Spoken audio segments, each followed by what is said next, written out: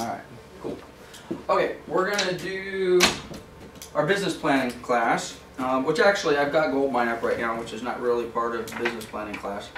Having said that, as most of you know, if you haven't done the contact management class, which I think we're going to do later this week, you can probably forget about the business planning class if you don't have some sort of contact management system, because they go hand in hand. So, and frankly, after you do your business plan, either during the writing of your business plan or as soon as you've got your business plan done, the very first thing you need to do is get a contact management system of some sort and plug it in there.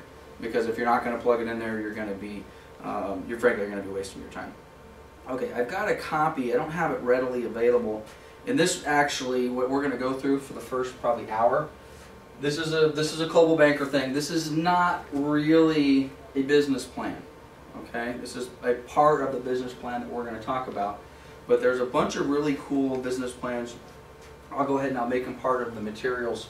If you want to watch this online, or if you're watching it online, it will be part of the materials you can download, which are basically business plan templates. You can find them on the internet. Do a Google search, business plan, small business administration. They'll pull up the 500-page business plans for any type of business that you want. But it asks some really good questions, and some of the questions are, what's your goal to get out of the business? So in other words, how long are you going to do this, and what's the end game? Do you have an end game? If you're a young agent and you haven't been doing this very long, you may not be thinking, well, geez, do I want to do this for 30 years and then retire? Or maybe you're, my age, you're 45, and you're like, well, do I want to do this till I'm 60, or do I want to do this for 15 years, 10 years, whatever it happens to be?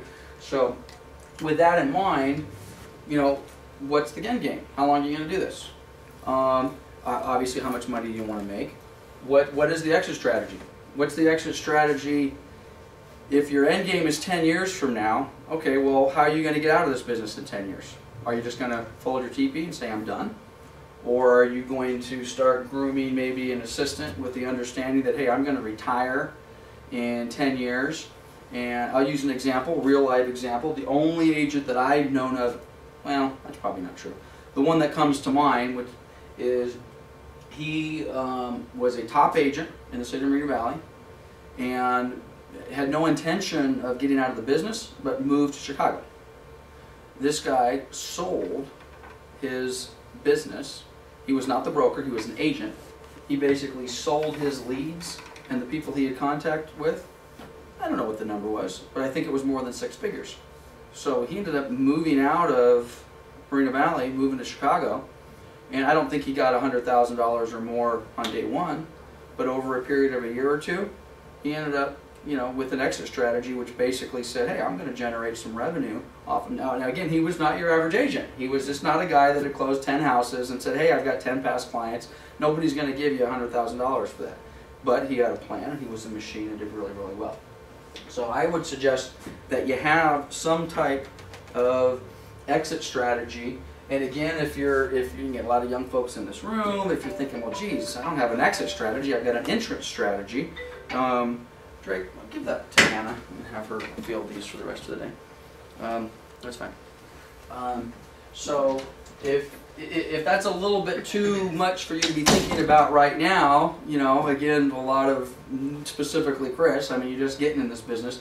So if the thought is, well, I don't know what I'm going to do to get out, or I don't know how long I'm going to do this, well, maybe think about that next year. So when you're putting your written business plan together, put something on there. What is the goal? Not just how many hours am I going to work and how much money do I want to make. It's like, how long do I want to do this? And then again, if you do have a definitive date, I'd like to kind of be done. I don't know, maybe another 10 years. Maybe I could retire at 55. I don't know. Maybe I'll get bored. I don't know if I'll ever completely retire.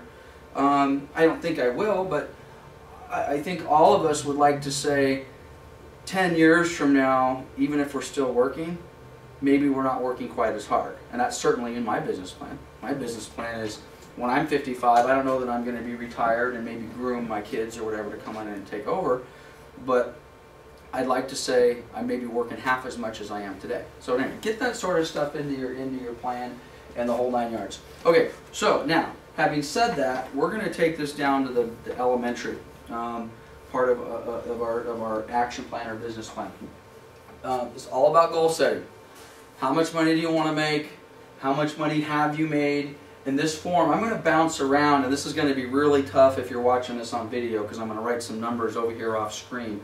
So if you're watching this on the video, print this out before you watch the video, and you can start jotting some numbers down yourself, and hopefully it'll come across on the video as it should.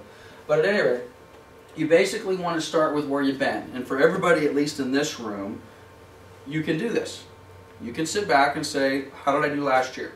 Or you can look back and say, maybe last year wasn't the benchmark you want to set, maybe it's the year before that you want to set as your benchmark. If you're brand new, you can't do this part, so you got to guess. If you don't have a last year, then you have to sit back and say, well, if I was doing this business last year, what would I have liked to have done, and try to extrapolate and put some numbers in here. So, where this is starting is how much money did you make last year? I'm going to put this over here, and I'm just going to use basic, simple, round numbers. I don't want to use anybody in the room or whatever, so I'm just going to kind of make this up as we go. They're not all necessarily going to jive depending on location and price ranges and all the rest of that, so don't get hung up on the numbers, just get the formula straight, okay? So, if my income last year for 2011, let's just say it was $100,000, okay, that's always a nice round number. Everybody wants to make $100,000. If you've already made $100,000, then you want to make $200,000. But anyway, it's a nice round number. Now this is asking me a question. I'm saying I made $100,000 last year. Okay, and again, if you did it, put your number up there. If your number was $10,000, then put $10,000 up there. The question is, how many listings did I take last year? Okay, now again, just for my argument's sake, I'm gonna kind of pretend I am a very well diversified agent. I'm gonna pretend that, and this will never be the case, but I'm gonna pretend that 50% of my business comes from listings and 50% of my business comes from representing buyers. Okay? Now, for most of you, that's not going to be the case. As a matter of fact, my experience with most agents is it's never balanced. You're either a listing agent or you're a buyer's agent. You tend to gravitate towards one or the other. In my personal experience, I preferred working with sellers. I was a listing agent. Still, I don't consider myself a listing agent. I personally don't care to work for buyers. I find buyers to be not as enjoyable than working with sellers. Other agents, like Mike Boab, for example, I would say he would say the exact opposite. He prefers working with buyers if he can. But at any rate, putting that aside, let's just pretend, how many listings did I take? Now, this is not how many listings sold, okay? This is how many listings did I take, okay? And hopefully this is going to work. So I'm going to say listings taken, and let's just say I took 10, okay? So I took 10, and I don't know, hopefully these numbers are going to work out. I haven't taught this class in a while. So at any rate, how many listings did I take? What's my average list price? Now again, depending on your marketplace, and these numbers go crazy. You may say, if you're an agent in Moreno Valley, and you look at your average list price, and then you run these numbers, and you're maybe an agent in Claremont or Redlands, and you run the numbers, and you're sitting next to an agent from Moreno Valley, and you sit back and say, well, wow, look at that, my average list price in Claremont is 2.5 times that as an average list price in Claremont or Moreno Valley. Well, this is where you make a decision. You know, where are you going to do your business? Okay? Now, my experience has been, don't always go to where the list prices or the sales prices are higher, because normally in those areas, guess what? Those agents traditionally sell less homes. Okay? But at any rate, something to think about. So let's just suppose my average list price for those 10 listings taken was $140,000. Okay? Alright, so that's important. Now, how many did I sell? Now, there's a whole bunch to this business plan that has to do with these numbers. Let's suppose, and by the way, we've got 5 people or 4 people in the room, so if you guys want to throw some questions at me. But let's just pretend for a moment I took 10 listings and I sold 5. Okay, now if this was your sold listings. So if this was your business plan, and you came to me and said, hey, this is what I did last year. I took 10 and I sold 5. My immediate question to you would be, why are you only selling 50% of your listings taken? And there may be a good answer for that. Maybe they were short sales and that's just the way it is and you're struggling with that. You know, maybe the market just dictated that that was a problem. But in the year 2011, if you took 10 listings, you probably should have sold more than 5. Okay, all right, whatever the number is going to be. But that's another thing to keep in mind when you do these numbers, because it has a huge impact on the ultimate bottom line. Okay, so part of the goal is when you're, we're going to set some goals for 2012. So if last year your listings taken to listings sold ratio was 50%, which I would suggest is terrible, even if you are strictly working short sales, then guess what? You can make significantly more money with taking the same amount of listings if you just increase your closing percentage by half again. And now you close 7 of them instead of 10, or 8 instead of, or 7 instead of 5, or 8 instead of 5. So at any rate, then it wants to know what your average sales price is of the listings sold. So you got some research to do. Now if you don't have real numbers for your own inventory, then do market data. Most of the business I do is in XYZ city. Go into the MLS, go into Broker Metrics, ask me or the sales manager, say, what is the median average list price for a property taken? If that information is readily available, you can all get it yourself in the MLS. And then what is the average sales price, what is the average list price for the ones that sold? So you'd have to exclude the expired listings. So you take a look at all those expired listings and see what it is. So let's just suppose my average sales price is $125. Okay? Which again would also tell me from a targeting standpoint, if next year I'm going to do the same type of business that I was doing last year, and I'm going to target basically the same amount of business, do I want to go out and take a bunch of $140,000 listings? Maybe not. Maybe I want to focus more on listings that are going to be in the $125,000 range or the $130,000 range. Or if you're not the median market, but if your average list price, let's say for example, was $250, but the average sales price of the listings that we're actually selling was $125, that tells you right then and there, all of those $250,000 properties that you're listing and you're going after those higher dollar prices for whatever reason, maybe that's a waste of time. You're taking listings in a marketplace which isn't moving.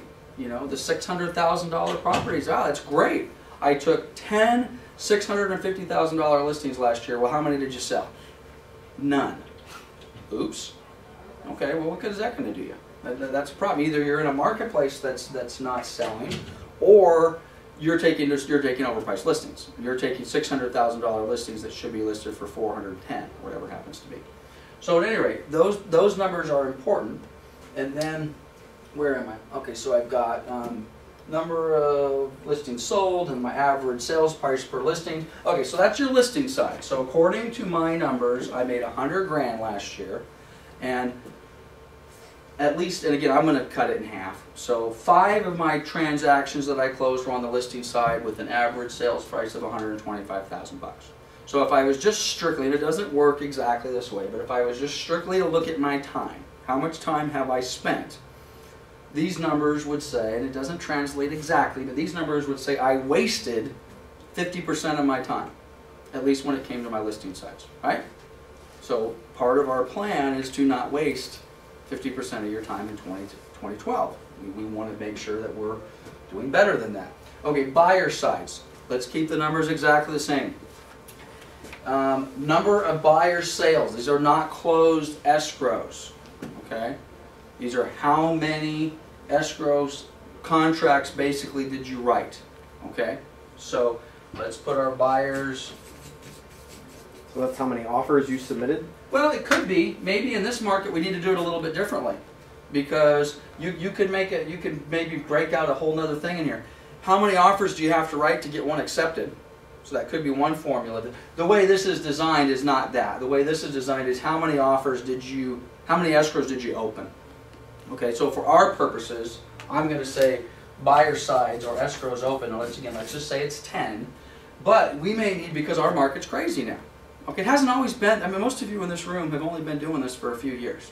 Okay? There was a point in time when you wrote an offer. Okay, well maybe you didn't get that one accepted, but you wrote another offer. You didn't have to write 25 offers to get one accepted.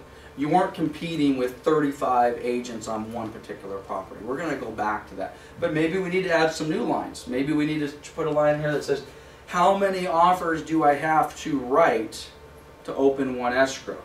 Okay, so if that applies to our marketplace, which it very well may apply to our marketplace, then you're going to add a new line in here. Okay, so I have to write 10 offers to get 10 open escrows. Okay, but what this is referring to is how many open escrows did I have. Again, what's the average price of those transactions? And again, let's keep the number simple. 140,000. Okay, total number of sales. How many closed? Again, same formula. I'm going to, for training's sake, I'm going to give you bad numbers. Okay, so I sold. What did I sell? I sold 5. Okay, sold size. Let me rephrase it. Closed size. Okay. What was my average sales price for my closed? And I can tell I already have a problem, because there's no way in the world I'm going to make $100,000 selling 10 houses at this sales price. So my numbers are already goofed up a little bit. Okay, but keep in mind, you guys aren't making up numbers. If you are brand new and you are making up numbers, you don't want to start with the income number. So if you just got into the business today and you've never closed a house, then you want to start backwards. You want to start, how many listings do I think I'm going to actually close escrow next year? I asked this question to all, and you guys will appreciate this. If you interviewed me, or I interviewed you as a brand new agent coming to this office, and you had never done real estate before in your life, I would have asked you a question. And the question would have been, how many transactions do you think the average realtor closes in a 12-month period, in a 1-year period? The answer I get back from almost across the board is, well, about what, 1 or 2 a month, right? Mm-hmm. Now, Stephen's smiling. And of course, if you've been exposed to this business for any period of time, my response, I always kind of laugh a little bit and say, if you close 1 or 2 a month, you will more than likely be one of the top agents in this office, or in any office for that matter. And frankly, if you close 2 a month, you'll certainly be certainly in the top 10% of agents in any given office, because the real answer is 0. The average agent, let's just say that the 100%, we have 100 agents, and let's just say, 50 would be average, maybe we're not using the word average properly, but agents from 0 to 50 in a 12-month period close nothing. 50% of all agents in the business in a 12-month period close 0. Okay? Yeah, 0. Now, that's for a variety of reasons. Number one, they're not truly in the business. Number two, they don't have a plan. Maybe their spouse has income, or maybe they have income. Maybe it's a second career. They've got a pension from another job. They've got savings. They don't have to make any money, whatever it happens to be. But 50% of all the agents that are currently paying their board dues every single year close no transactions in a 12-month window. Now, we can talk about why they're in the business. They're in the business because they want to go somewhere, spend the day, go home at the end of the day, and be able to tell their spouse or make a kid themselves that they actually are doing something every day. Yes, I'm a real estate professional. And what did you do today? Oh, I was working on the MLS. And well, how many buyers did you meet? None. How many sellers did you meet? None. How many escrows did you open? None. And you can say that 365 days a year. or they open up the one lucky escrow or the one lucky listing, which is the worst agent in the world to do business with, because I do not want to go into escrow with any agent where I am their only deal. The reason I don't want to do that is because if you have one transaction, you already have done the math. I'm going to close in 30 days. The commission is X. My split is X. I'm going to get a check for, let's just say, $5,000. Okay? The money's already spent. It's the only transaction that you have. Now, what happens when that transaction starts to show signs of trouble? Freak out. You freak out, but you do everything you can to save it. And why do you do everything you can to save it? Is because it's the only deal you got. Okay? As someone who primarily does listings and a large volume of listings, I hate to have that agent represent the buyer on the buyer side of the transaction. Because if there's a problem, they don't want to kill the deal and move on to the next one. They want to nurse this deal as much as they can. And then what normally happens, now there's something to be said for, oh, wait a minute, Lance, they're doing everything they can to save the deal. I'm all for that. We all want to do everything we can to save the deal, to a point. Okay? There are deals that are unsavable. There are transactions that should have never opened escrow. If I'm, by the way, if I'm, let's go back to these numbers. As a primarily listing agent who took 10 listings and closed 5, if those were my numbers, first of all, I'd have to look at myself and find out what's the problem, why am I allowing this to happen. Maybe I could blame it on my banks. They're accepting the wrong offer, so on and so forth. But I would suggest that as a listing agent, that a good reason that I only closed 50% of my transactions probably was not my fault. It was because the buyer's side of the transaction blew up my deal. If you look at most transactions that open and close escrow, if you said, why did the deal cancel? 90+% of those reasons are on what side of the transaction? The seller's side or the buyer's side? Buyer's side. Okay? That's one reason why I don't like working with buyers. Okay? Now, qualified buyers is a whole different story. But if I take a listing, a good sellable listing, okay, and it's priced right, maybe these aren't priced right, and I have a seller who wants to sell, and I price their property right, I should get paid at some point during that transaction, right? Because most of the time, the reason escrows fall out is not because of the seller. It happens, but it's not normally a seller who shows up, 3 days before close of escrow and changes their mind. It's normally the buyers. I can't qualify, something's happened. So again, to use my analogy of the agent who has one deal and is going to nurse that one deal, they take it to the end, to the end, to the end, to the end, to the end. Then the deal blows up. If you have the privilege as a listing agent to then truly go back and take a look at all the set of circumstances as to what happened in that transaction in the prior 45 or 60 days, I would suggest that most of the listing agents would sit back and say, if I had known this 37 days ago, I would have canceled this deal 37 days ago. And the buyer's agent response to that is, oh, well, but the lender said they were going to make that go away, or the lender was going to fix it, or we were working on that. Okay, well, I don't want my income to be dependent upon that. I want good, solid deals. So at any rate, getting back to my numbers, okay, so where are we? We've got 5 sides. Okay, what's my average sales price? Again, let's just keep the numbers the same. And we've got $125,000 sales price. Okay, your numbers are not going to be the same. It just kind of works out. Which, by the way, there's a lot of low-end stuff. I have a bunch of condos listed right now for $60,000. That is truly a business decision. Do I want to take a $60,000 condo listing? Do I want to list a mobile home for, $45,000? It depends. Okay? If you don't see any future business coming out of that transaction, the answer probably is no. I do not want to do that. But you got to be careful. You can't make those decisions based upon, no, I'm not going to list your $50,000 condo because I'm only going to make $600 and it's going to take me 3 months, and at the end of the day I'd be better off working at McDonald's. Okay? But that's not the reason why you take the $60,000 or $50,000 condo. You take that because you want to develop a relationship with the seller or potentially a relationship with the buyer, and you're hoping that 2 years, 5 years, 6 years, 7 years, that business is going to create additional business, okay? Which, by the way, I normally, at the very beginning of this, so we'll take a little time out, there's two numbers that all of you guys, and you know, Chris specifically, because you've been in the business now less than a year, right? Just over a year. Just over a year, okay. So you're halfway there to number 1, and the number 1 is actually 2, okay? So if you come to me, if I had talked to you as a brand new agent, I would have said, Chris, you have to commit to staying in this business for 2 years.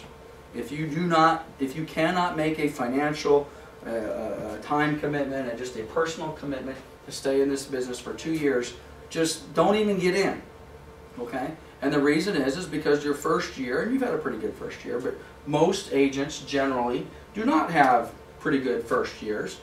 And within the first 12 months, how many escrows do they probably close? 0, or maybe 1 or 2. And for most of us, that's not enough money to pay the bills. And what do? They get out of the business, okay? That was my first year in the business. My first year in the business, I did not close 1 transaction for 8 months, okay? In the remaining 3 months or 4 months of the year, I closed 4 transactions, okay? Certainly didn't make a living, okay? But I was learning. I was figuring it out. I made more mistakes than I made, you know, correct decisions. And then again, the second year got a little bit better. So the 2-year goal, which I suggest for all brand new agents, is if you're not committed to staying for 2 years, don't get in the business, because it's going to take you at least 2 years to figure out whether you like the business or not, okay? Or whether you're any good in the business or not. The second goal, long-term goal for all of us, for most of you certainly in this room, if you haven't been in the business for 7 years, that's the second time goal I think you need to have. And it doesn't necessarily have to be 7 years. It could be 5 years. It could be 10 years. But 7 years is kind of a nice number.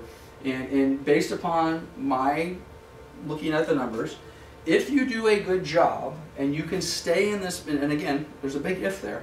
If you do a good job, defined as taking care of your clients, you take care of your 5 closed sellers and your 5 closed buyers, and frankly, the other 5 that didn't close, you take good care of them as well, okay?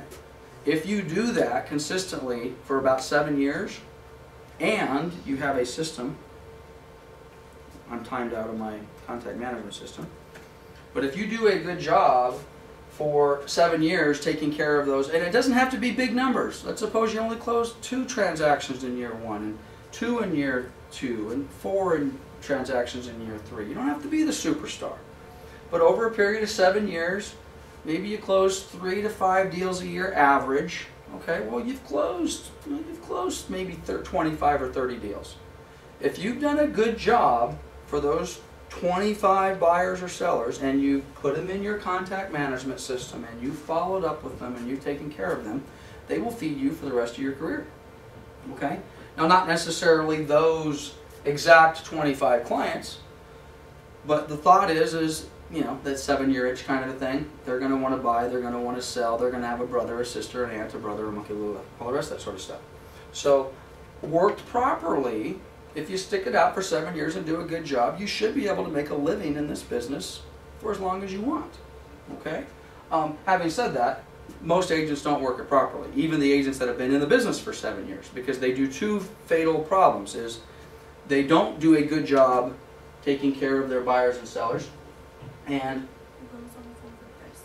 you got a phone call. So you don't. They don't do a good job taking care of their buyers and sellers, which is actually even. I mean, it's not a matter of most agents, frankly, you want your client to leave with a pleasant experience. You want your client at close of escrow to say, "I will do business with Lance again." Okay. Or worst case scenario, you want to leave them with an unmemorable experience that says, the guy wasn't great, he wasn't good, I'll forget about him a year. If someone says, "Hey, who sold your house last year?" they'll be like, I don't know. Didn't really, no, he did okay. Okay?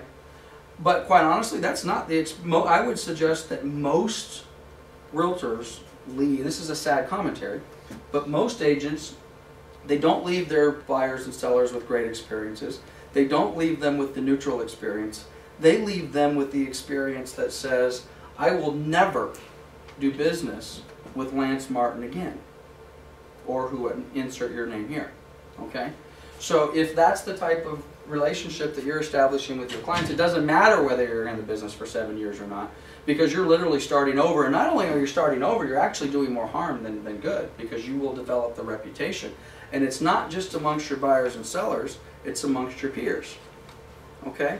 Again, I am a listing agent primarily. I have dealt directly with thousands of buyer's agents. I can name the good ones, I can name the bad ones, okay? And we talk. We're not supposed to. Code of Ethics, National Association of Realtors, you know, thou shalt not speak, you know, ill will of another realtor. But come on, it happens. Oh, you got an offer from Joe. Let me tell you about the experience I had with Joe. Oh, really? I'm telling you, I'd run as far as I can. Okay? So that's a problem. So you've got to be top notch the entire way. Otherwise, the 7 years is meaningless. Okay, getting back to our chart. Okay, so we've got our 5 closed listings. We've got our 5 closed sales, buyer sides. We've got our average sales prices. That brings us down to total number of canceled. Well, we can kind of do the math on that. Okay, how many canceled sales escrows that we have? Well, our number is simple. We've got 5. So we had 5 deals that canceled. Okay, well, why did they cancel? I don't know why they canceled, but you probably want to figure that out. Especially on both sides. If you are taking listings and the reason they're not selling is because they are expiring and then they are subsequently being listed with somebody else and selling, you are a poor listing agent. You are taking overpriced listings, you are wasting your time, and ultimately you're leaving a bad impression on your seller, who then subsequently relists the property with somebody else, then it sells, and now who's the hero and who's the guy? Now it doesn't matter if you told them we can't list for $150 because it's ultimately going to sell for $125. It doesn't matter if you told them that. If you took the listing at $150 and ultimately weren't able to convince them to do a price reduction, and then it didn't sell, and then it subsequently sold for $125, they will never remember that you told them it was going to sell for $125.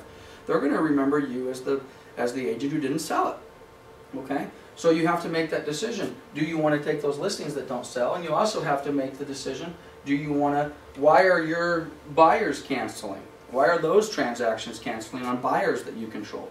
If they're canceling because you have not pre-qualified your buyer, that's pretty simple. The easiest thing for you guys to control, I don't know if it's the easiest, but it's certainly not too difficult to control, is the buyers that you're going to work with.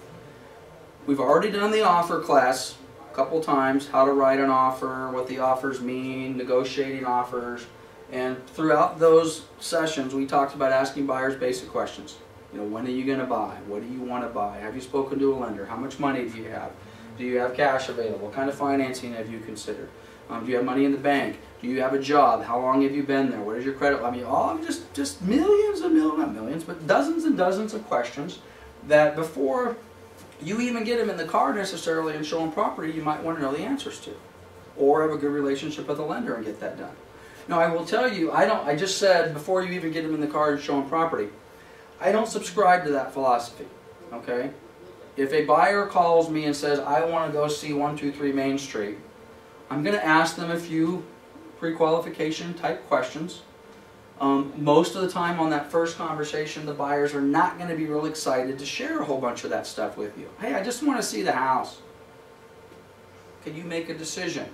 At least one question you may want to ask them is, are you already working with another realtor? Oh, well, yes, I am. Oh, well, is there a reason you didn't call in? Oh, yeah, it's actually my sister, and she's not available today, and, you know, I thought I'd call you. Well, if I show you the house and you like it, are you going to write an offer with me, or are you going to write an offer with your sister? Oh, no, I'll definitely be writing an offer with my sister. Okay, well, then you may want to stop. Okay? And say, okay, well, I appreciate that, but this is how I get paid. And I'm not going to go over and show you this property. What do you mean you're not going to? You have to show, no, I don't have to show you this property. Get a hold of your sister. She's obviously your agent. She's the one you're going to write the offer with. But putting that scenario aside, I would certainly go out and I would show a buyer a house. That's prospecting. Spend 10, 15 minutes out with the house, then start asking some of these other questions, figure out whether there's an opportunity for you to work with them.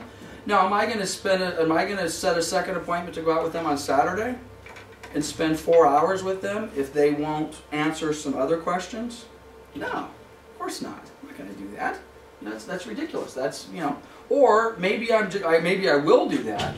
Maybe I'll never ask any of the other questions. I'll never get them pre-qualified, or I'll accept the pre-qualification letter that they've given me from their brother-in-law who does mortgages.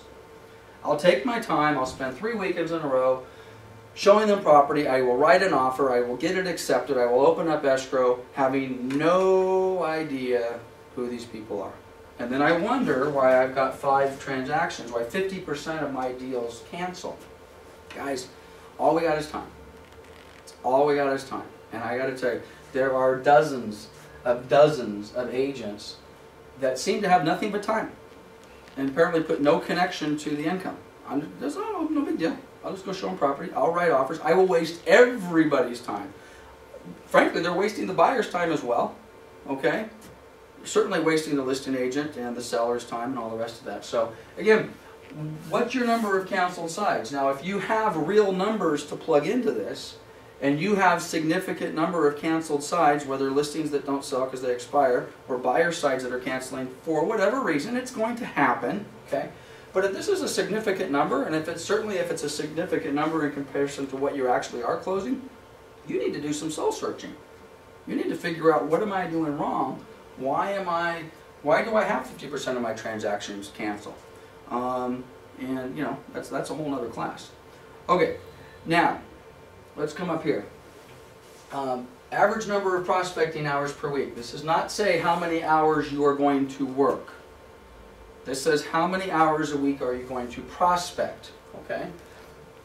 Now, this is asking you, the business that we did last year, how much prospecting did you do in the prior 12 months per week to do that business? Okay, well, you know the answer to that. I did 10 hours a week. I did 20 hours a week. Okay, well, I don't know what it is, but let's just, for my sake, I'm going to say my prospecting hours were 20 hours a week, per week. Okay? And then it's asking you, well, actually, okay, well, based upon that, that's great. How many hours a week do you actually work? Okay, are you working a 40-hour week? Are you working a 30-hour week? Do you work an 80-hour week? Well, that's important. Okay? I would suggest that if the average realtor treated this job as just that, a job, and put in what most people would consider the average work week of 40 hours per week, that they would all make a living. Okay? But again, 40 hours a week does not mean 40 hours in the office. Does not mean, you know, I was in the office from 9 to 5. Okay, well, what did you do? Well, I was on the computer. Doing what? Playing solitaire, prospecting, you know, gabbing, talking to my neighbor in the bullpen, outside having a cigarette, whatever it happens to be. You know, that's not working. So when you answer this question, if you're one of those people who last year said I worked 40 hours a week, then stop and say, okay, well, did I really work 40 hours a week? Or was I in the office 40 hours a week, but in reality I really only worked half of that amount of time? Okay? This is all your own business, okay? This is not the type of job where you can come in, get paid for a 40-hour week, when in reality you know you really only put in half the time, even though you were physically at the desk. So you got to be honest with yourself. So I'm going to suppose that my actual hours worked is 40, okay? And I would suggest if you have a $100,000 a year income goal, you're probably going to have to work more than 40 hours a week. That probably isn't going to work. And of course, we all know that that doesn't mean Monday through Friday from 9 to 5, okay? You know, that's going to be some evenings and some weekends and some weird hours in there, okay? So that's how many hours I plan on working. Then it talks about listing your sources for your last 10 clients. This is important. Okay, now I have 10 clients. That's easy. I actually have 20 clients based upon this. At least I have 20 open contracts. 10 sellers, I sold 5. 10 buyers, I sold 5. So this is basically saying, where did you get these people? Okay, so let's put another thing up here on the wall. And okay, so where are you getting your buyers? Let's start with the sellers. Where did I get my sellers? Door knocking. Door knocking. Okay, a good old door knocking. Okay, where else am I going to get my listings?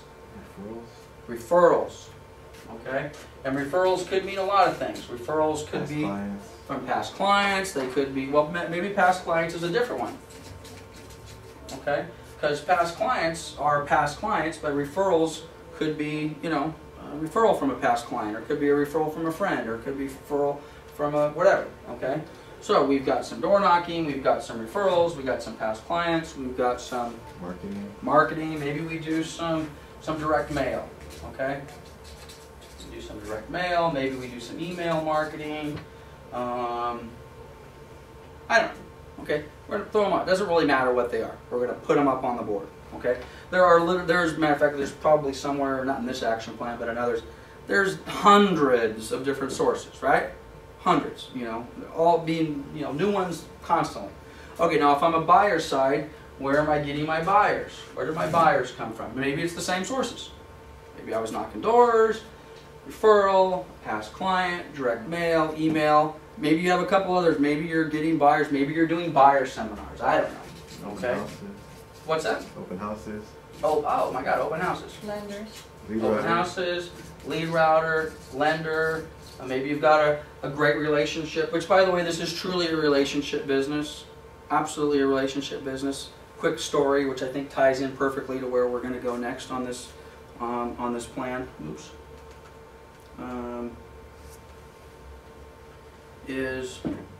I'm the broker of the office. I got a nice suit on today. I don't normally wear suits. It's amazing how people treat you when you're in a suit. You get treated so much better when you are, you know, dressed for success. You know, one of the things which I don't particularly care for about this business, but the real estate business is, you know, well, you got to have a nice car, got to have a Mercedes, you got to have a BMW, you got to have a Cadillac, or whatever. Okay, you know, I don't like that, to be honest with you. But is there some truth to that? Your perception is reality. I sit down in jeans and a t-shirt and I talk to a client. Maybe it's a property man, or maybe forget a property man. It's a buyer or a seller. There is a problem. They are upset. I sit down, I pull up in my dilapidated Volkswagen Bug, I get out with my flip-flops, jeans, and t-shirts, and the client is going to perceive me as a certain level of professional, and they are going to treat me accordingly.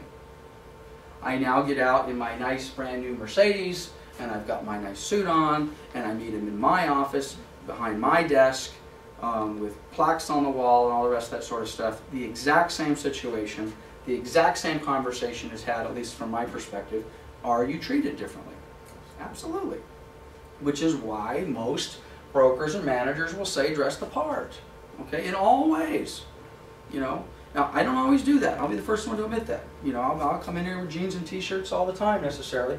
But I will tell you, if I ever sneak into the office, and I mean sneak in, and then all of a sudden I get surprised either by an agent who wants to come in and talk to me, maybe an existing agent, or maybe an agent who wants to come work here, or God forbid a client, am I as sure of myself dressed in jeans and a t-shirt as I otherwise would be dressed in a suit?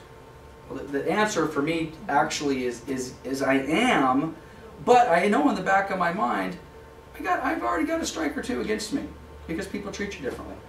So, at any rate, I was going to talk about how you're treating people. Mike Boa. Mike, you got 2 shout-outs in this class. Mike sold his personal house in Riverside several years ago.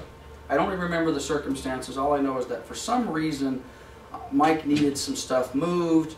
It was in the driveway. There was some trash, and I said, you know what, I can help you out with that. So I drive over there with my jeans and a t-shirt and my truck, and I've got a trailer, and I pull up, and I'm getting ready to move this stuff out of Mike's driveway for him.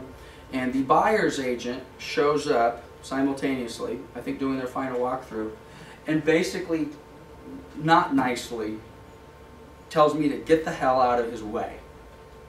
and move my truck, and his clients are coming, and he did not want me in that area. Okay? Wow. I'm the trash hauler. Okay? Now, he didn't know I was the broker owner of Coldwell Banker Pioneer Real Estate. I wasn't dressed the part. I wasn't there. But did he leave an impression on me? And it was a bad impression. And it's a bad impression to this day. I could name him right now. I won't. I don't like him. I don't like him because if that's how he's going to treat the gardener or the trash hauler, that's bad business. Okay? So, either do it because it's the right thing to do or do it because it's good business, but you always want to treat everybody like they're going to be your next client. And of course, that's the right thing to do. Okay, so anyway, get back to this. Okay, here's our major objectives. We're setting some goals. We're doing some business planning. What do we want to do? Okay? Now, and by the way, we talk about this in the context of 2012 as an annual. You should not have an annual business plan. You should have a perpetual business plan. You can have some annual benchmarks, but you've got to have this thing set up as if you're looking at this once a week, once a month, certainly every quarter. So you don't necessarily have to have, this would be our annual projection, obviously, you talk the word annual. And we've said, and again, my numbers aren't going to work so well over here. And matter of fact, I'm going to bump this number down because this isn't going to work. I'm just going to say maybe I made $50,000 last year. So, and again, just for the sake of round numbers, I'm going to say this coming year I want to make $100,000. Okay? I want to double my income, which may be great. Okay? But if I do want to double my income, do I have to do some things differently? Because if I do the same thing I did this year that I did, or next year that I did this year, I'm going to have a problem. So at any rate, and again, the task, now this would be, did I make it? Did I hit my goal? So you might want to have quarterly breakouts. I want to make 100 grand, but you know, maybe based upon my experience, the first quarter is tougher. And maybe the fourth quarter is tougher.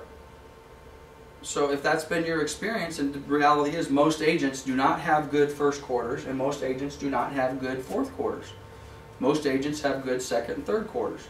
So if that's been your experience, and that's how you are, you know, seem to be built, which by the way, why is it that most agents have poor first quarters of any year? They didn't work the last one. Right, they stopped working at Thanksgiving. Because nobody buys houses in November, nobody buys houses in December. Therefore, I'm not going to work as hard. And in reality, this year, open sides in December have been down. So it feeds right into it. But guess what? Somebody's selling houses. There's houses being put into escrow every day. But that makes for a bad first quarter. So you might want to chunk this out in quarters. But anyway, okay, now, how many hours am I going to work? Well, last year I worked 40. I've decided this year I'm going to work 40. Okay. I'm going to work the same number of hours and I'm going to make twice as much money. Well, I better do something different. Okay. Now, just sheer, numeric, analysis says, well, if I want to make twice as much money, I better work twice as hard. Okay. Now, that may not necessarily work, but 40 hours a week could be a problem. Maximum, okay, how many days a week am I going to work, and how many weekends am I going to take off per month? This gets back to, and again, I'm going to refer back to this, we do a complete contact management, time management system, or class, but I'll just suspend these for a moment. You've got to pull up your calendar, and you have to put all this stuff on your calendar. So if you're going to commit to 40 hours a week, well, how many days a week what days am I going to work? Well, I'm going to work 6 days a week, Monday through Saturday, or 4 days a week, Tuesday through Saturday. I don't know what they're going to be, but whatever they are, you need to get on your calendar and you need to get them in advance. The same thing goes for what am I going to take time off? Now, I'm couching most of this presentation as in agents are lazy and they don't do what they say they're going to do. Okay? Having said that, there's going to be a few of you, either in the room or watching the tape, who are not lazy, and you will work 95 hours a week, 7 days a week. Okay? That's not good either. Okay, you can't do that. So if you're one of those agents, schedule, well, when am I going to take my time off? And schedule it. I am going to take, I don't work Sundays, just because I don't. I go to church, or Sundays are my day. Or I do work Saturdays and Sundays, but I take off Tuesdays, or I take off Wednesdays. Schedule your time off just like you schedule the time you're going to be working, okay? And stick to that. Again, this is just a little tidbit of, well, we're going to kind of buzz through the rest of these pretty quickly. How much of your money are you going to spend on personal promotion? So I said I'm going to make 100 grand. Okay. Now you might have to be careful with that because that's not money in the bank. Well, what percentage of your income do you plan on investing back into the business? Business cards, open house signs, brochures, mailings, whatever it happens to be. I don't know what a good percentage is. For some people, it might only be 1 or 2%. For other people, it might be 5 or 10%. Okay. But figure out how much you can afford to do. Even if it's not a percentage, make it transactional then. For every escrow I close, I'm going to take $200 and I'm going to do something with it. Or I'm going to take 5% and I'm going to do something with it. I'm going to buy closing gifts, or I'm going to buy some sort of marketing piece. But whatever it is, and for this sake, I'm just going to say, because I want to make 100 grand, I'm working 40 hours a week, and I'm going to say I'm going to spend $5,000 on promotions, which I don't have. So right off the bat, if I say I'm going to do that, it's got to have to come out of the 50 grand I made last year, or it's going to have to come out of savings. And then you want to schedule that. So if you're going to schedule that, then again, you're going to go back to your contact management system. And I don't know what it is going to be, but on the first week of every month, if that's going to be $400 or $500 per month in marketing, schedule it. What is it going to be? I'm going to do a Homes and Land magazine every other month, and then I'm going to do a newsletter mailing in the off months, and that's approximately $500. We'll put it in. So I'm going to do my Homes and Land in January and March and May, and then I'm going to do my other direct mail in February and April and June. Schedule it, even if you don't think you're going to have the money. Okay? At least put it down. Oh man, this month I'm supposed to do my Homes and Land magazine, but I don't have the budget for it. Okay? Well then, make a note. Did I do, I have one that I get teased about quite often. This is on my personal calendar, and this is today. This is today. I was supposed to go to the gym this morning. Okay? Now, I didn't go. So, maybe I'll go tonight.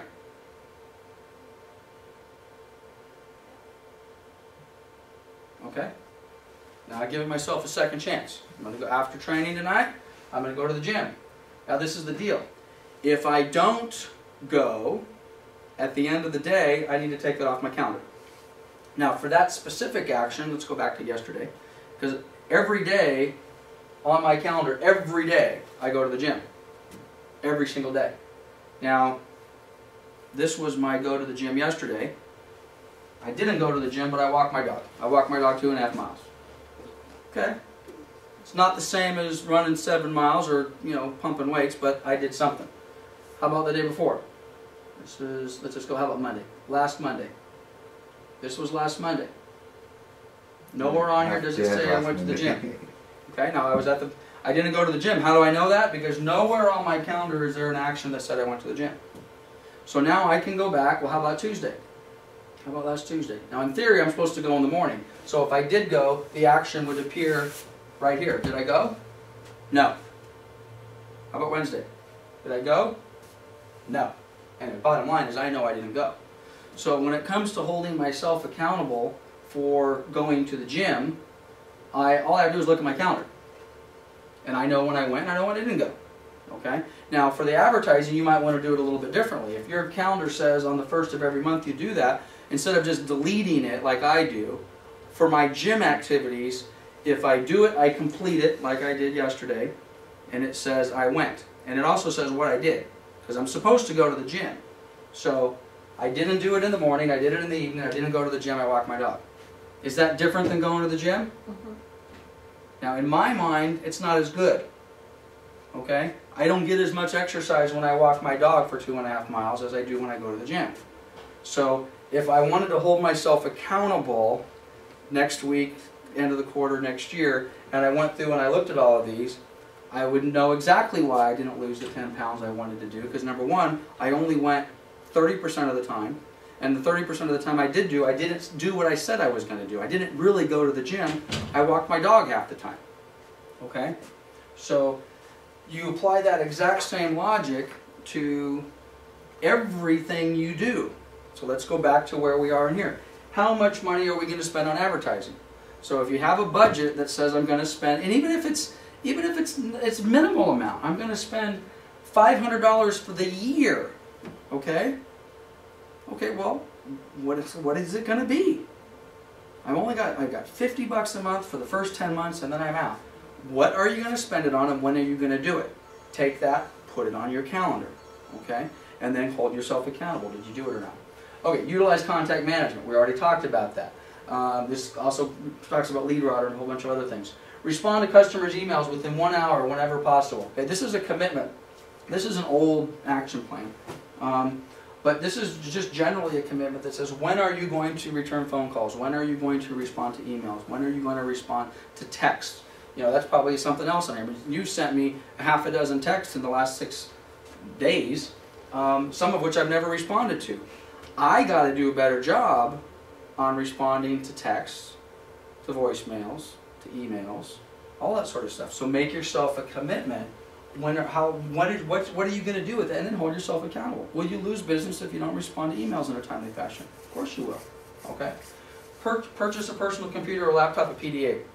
I made a comment earlier in our sales manager meeting. I want to throw all of the individual computers out of the office. Not the ones you guys own, the ones I own. I have 10 separate computers in 5 different offices which are dedicated to the agents. These are agents that don't own a computer. Okay? So they come into the office, they sit at the computer, and of course it breaks. Then I have to fix it. And I think to myself, if I was hiring an agent today, and I said, hey Stephen, do you have a cell phone? And you said no, would I hire you as an agent to come work at Coldwell Banker, Pioneer Real Estate, Town and Country Realty Center? Probably not. Not probably not. I would say no. So, dude, you don't have the, where's the tools? Does it say somewhere about tools? Well, it doesn't say tools, but you don't have the tools. That's what all this is. You don't have a smartphone. You don't have a computer. You don't have a tablet. I think in 10 years from now, we will look back. This, I think, is completely obsolete technology. A laptop, I don't think anybody's going to be carrying laptops in 10 years, maybe even 5 years. We're all going to be walking around with iPads and tablets. You know, desktop computers, I think we're not going to have, I don't think desktop computers are going to exist the same way 10 years from now that they do today. We're not going to want an anchor of a desktop. We're going to have our tablet, we're going to come in, we're going to pop it in a thing, maybe we're going to have a big screen that goes with it or something like that, or a remote keyboard, and then we're going to get up and we're going to take our computer with us in the form of a tablet. Okay? So there, it's all going to change. If you're not prepared to invest in this, which by the way, before you invest in this personal promotion, if you invest in this, you got to have the tools, you got to have the smartphones, you got to have the laptop, you got to have the tablet or whatever it happens to be. Perfect example of not investing in the right places is most of the agents in this office would not have a ColdwellBanker.com profile page if I didn't pay for it. They cost $100 a month, excuse me, $100 a year. That's too much money. Therefore, they don't have a profile page. Not realizing that the amount of business that can be returned off of a profile page is tenfold that, 100-fold that. But again, it's the same sort of thing. Are you going to attend the International Business Conference? That's the Coldwell Banker functions and all the rest of that. They can be expensive. But this also gets back to, by the way, you all should go. Ugh, it's expensive. It's $400 to register. It's in New Orleans this year. What am I going to do? I don't have the money. Okay, I got that. Okay, if you can't go to this one, then you need to go to every other function you possibly can from a networking standpoint. Join the Board of Realtors, which you're probably already a member of course, because you're a member of this office. Go to the training. Get on a committee. Get on the Board of Directors. Lance, I don't get that. I don't have time to volunteer or I don't have time to go play in Las Vegas at a Coldwell Banker function, because that's all it is. It's just a party and it's drinking booze and dinner and gambling all night. Okay, is that a part of what happens at these things? Absolutely. That's where the business is. Okay, you want to establish contacts at all of these things. I've been actively involved in the Association of Realtors now forever, for my entire real estate career. True example, this happens all the time. 2 years ago, I'm in Sacramento at a board of directors meeting, which, by the way, you don't get paid to go. You know, it's 4 days out of your business, which, by the way, if you don't have the computer and the cell phone and the ability to do business away from the office, then you probably don't want to go to these things. Okay, I'm in these meetings. I'm networking. I'm doing realtor business for the betterment of the Realtor Association, giving back, and I go up to the room to, I don't know, change my shirt or whatever the heck I'm doing. It's 1 o'clock in the afternoon. I go up to the hotel room. I'm getting changing or something, or grabbing my battery for my computer, and my cell phone rings. And it is an agent from Palm Desert who calls me and says, "Lance, this is Joe from Palm Desert, ABC Realty, and I have a seller who has a property in your area, and would you be interested in a referral?" And of course, I'm interested in a referral. So we get all the information, yada, yada, yada. And then, of course, she asked the question. "Joe, I don't think we've met before. I don't see you," which, by the way, all of these people, everybody you've ever talked to in your life, forever and ever and ever, all go into your contact management system. In my case, that's 48,444 people. Okay? Everybody that I've ever talked to in the real estate business is in Goldmine. If you're not in Goldmine, you don't exist. So I'm looking for Joe really fast with ABC Realty down in the desert, and I can't find him. "Joe, how'd you find me?" "Oh, you were just talking to my broker at the bar. You're in Sacramento. You're at the Hyatt Regency at the CAR meetings. You were just talking to my broker, and I called him. I'm looking for a referral. I didn't know where to go." And he says, "Hey, I was just talking to this guy Lance. Why don't you give him a call? His office is in your neighborhood." Now, that can happen anywhere. That can happen at church. It can happen at at social clubs. It can happen on your baseball team, whatever it happens to be. But you've got to get involved in these things. I specifically think, as long as you're going to stick with the Coldwell Banker brand, you need to participate in the Coldwell Banker stuff. Okay? Especially these type of things, because you're going to meet the agent from New Orleans who's a Coldwell Banker agent. You're going to network. You're going to do your job and try to have fun at the same time. And you're going to put them in your contact management system, and you're going to communicate back and forth with them. You're going to send them some emails. Maybe you're going to send them a Christmas card or whatever it happens to be.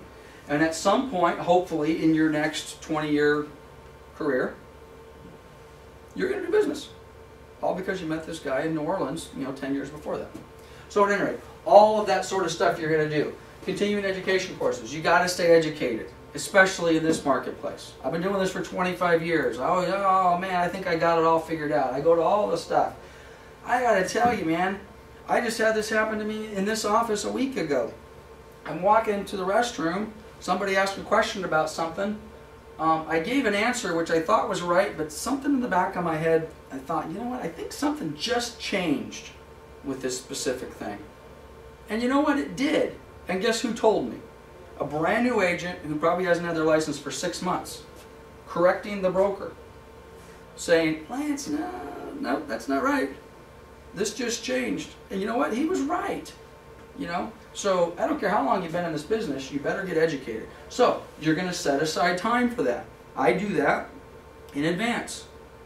Right now, here's my calendar in January. I think this is the right month. I'm going to be in New York in January. This is education. Yes, this is going to cost me $2,500. I'm going to the Inman Conference. I know in advance I'm going to spend money on that. I'm going to the CAR meetings. Well, actually, I'm going to the Coldwell Banker Convention the end of February. Got to do that. Actually, I'm going to the CAR meetings also in January. I think those are on the 20th or the 19th. I'm going to the CAR meetings from January 20th to whatever it happens to be. I know already that I've got other meetings. I think the next one is in May. So it's December right now. I already know in, what week weekend. I think it's this weekend, May 3rd. Yeah, the week of May 3rd, I'm going to be in Sacramento. This is in the bar at the Hyatt where I got the referral for the listing from the guy. So this, all this stuff has to be planned out. There's nothing, you should never wake up in the morning having no idea what you're going to do tomorrow, or Thursday, or Friday, or Saturday, or Sunday. You need to have this all planned out in advance. Okay, so let's get back to some numbers. Now, if you have a 5-year income plan, great. If you don't, I understand that's going to be tough. You've never done this before, but this is kind of a 5-year plan. Well, this year I want to make 50, and then I want to do 60, and then I want to do 70, or whatever it happens to be. Now, if you have been doing this in the last 5 years, and if you had projected where the market was going, property values in the last 5 years, this is December of 2011, by the way, okay? So for those of you on video watching this 10 years from now, this is December 20, whatever it is, of 2011. The last 5 years, our property values have done this. Now, if I haven't been paying attention and I had never adjusted my business plan, I might have needed to sit back and say, if I change nothing else, if I do exactly the same thing when my property values are declining, and by the way, commissions are under pressure and it's short sales and they want to pay less, and I had been showing my income going up every year, would I be in trouble? I would absolutely be in trouble. I need to be prepared. And there's nothing wrong, by the way, with saying, last year I made X, and this coming year, I don't think I'm going to make this much this coming year. For whatever reason. I'm getting married. I'm getting divorced. I'm sick. My family member's sick. Something's coming up. There's nothing wrong with saying, this year maybe not be as good as the year I just had. But you need to be projected, you need to be realistic about it. Okay, production targets. We've kind of done this. Now we're going to go back to those numbers that we wrote on the wall. Oops. Now we're going to go back to these numbers that we wrote on the wall, hopefully. Okay. Now, how much money do we want to make? We already said we wanted to make $100,000. Okay? What's going on here?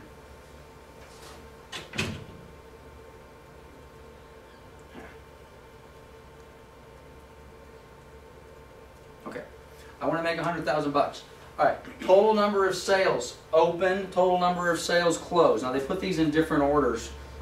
They did the listings on the first time, and now they put the buyer sides on the second one. So now they flip-flop a little bit. So I'm going to pop this back up over here. So just so we can keep the numbers kind of flowing the same, I'm going to skip this. I'm going to go down to the listings. How many listings am I going to take this year?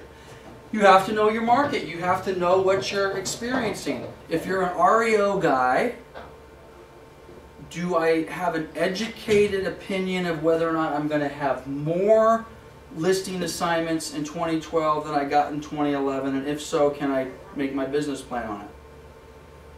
That's been a tough call for the last couple of years. This year, I think the answer to that is going to be yes. I think I am going to get more listings, because most of my business comes from REO. I think I'm going to get more listings in 2012 than I got in 2011. So let's just keep my number. I took 10, okay? So how much more? Well, is it going to be the tsunami? I'm going to get double. I'm going to up my prospect and I'm going to get new clients, or no, maybe it's only going to be 10 or 15%. Well, let's just say it's a 20% increase. So this year, I'm going to take 12 instead of 10. Now, it doesn't have to be REO. Maybe you're focused on short sale, okay?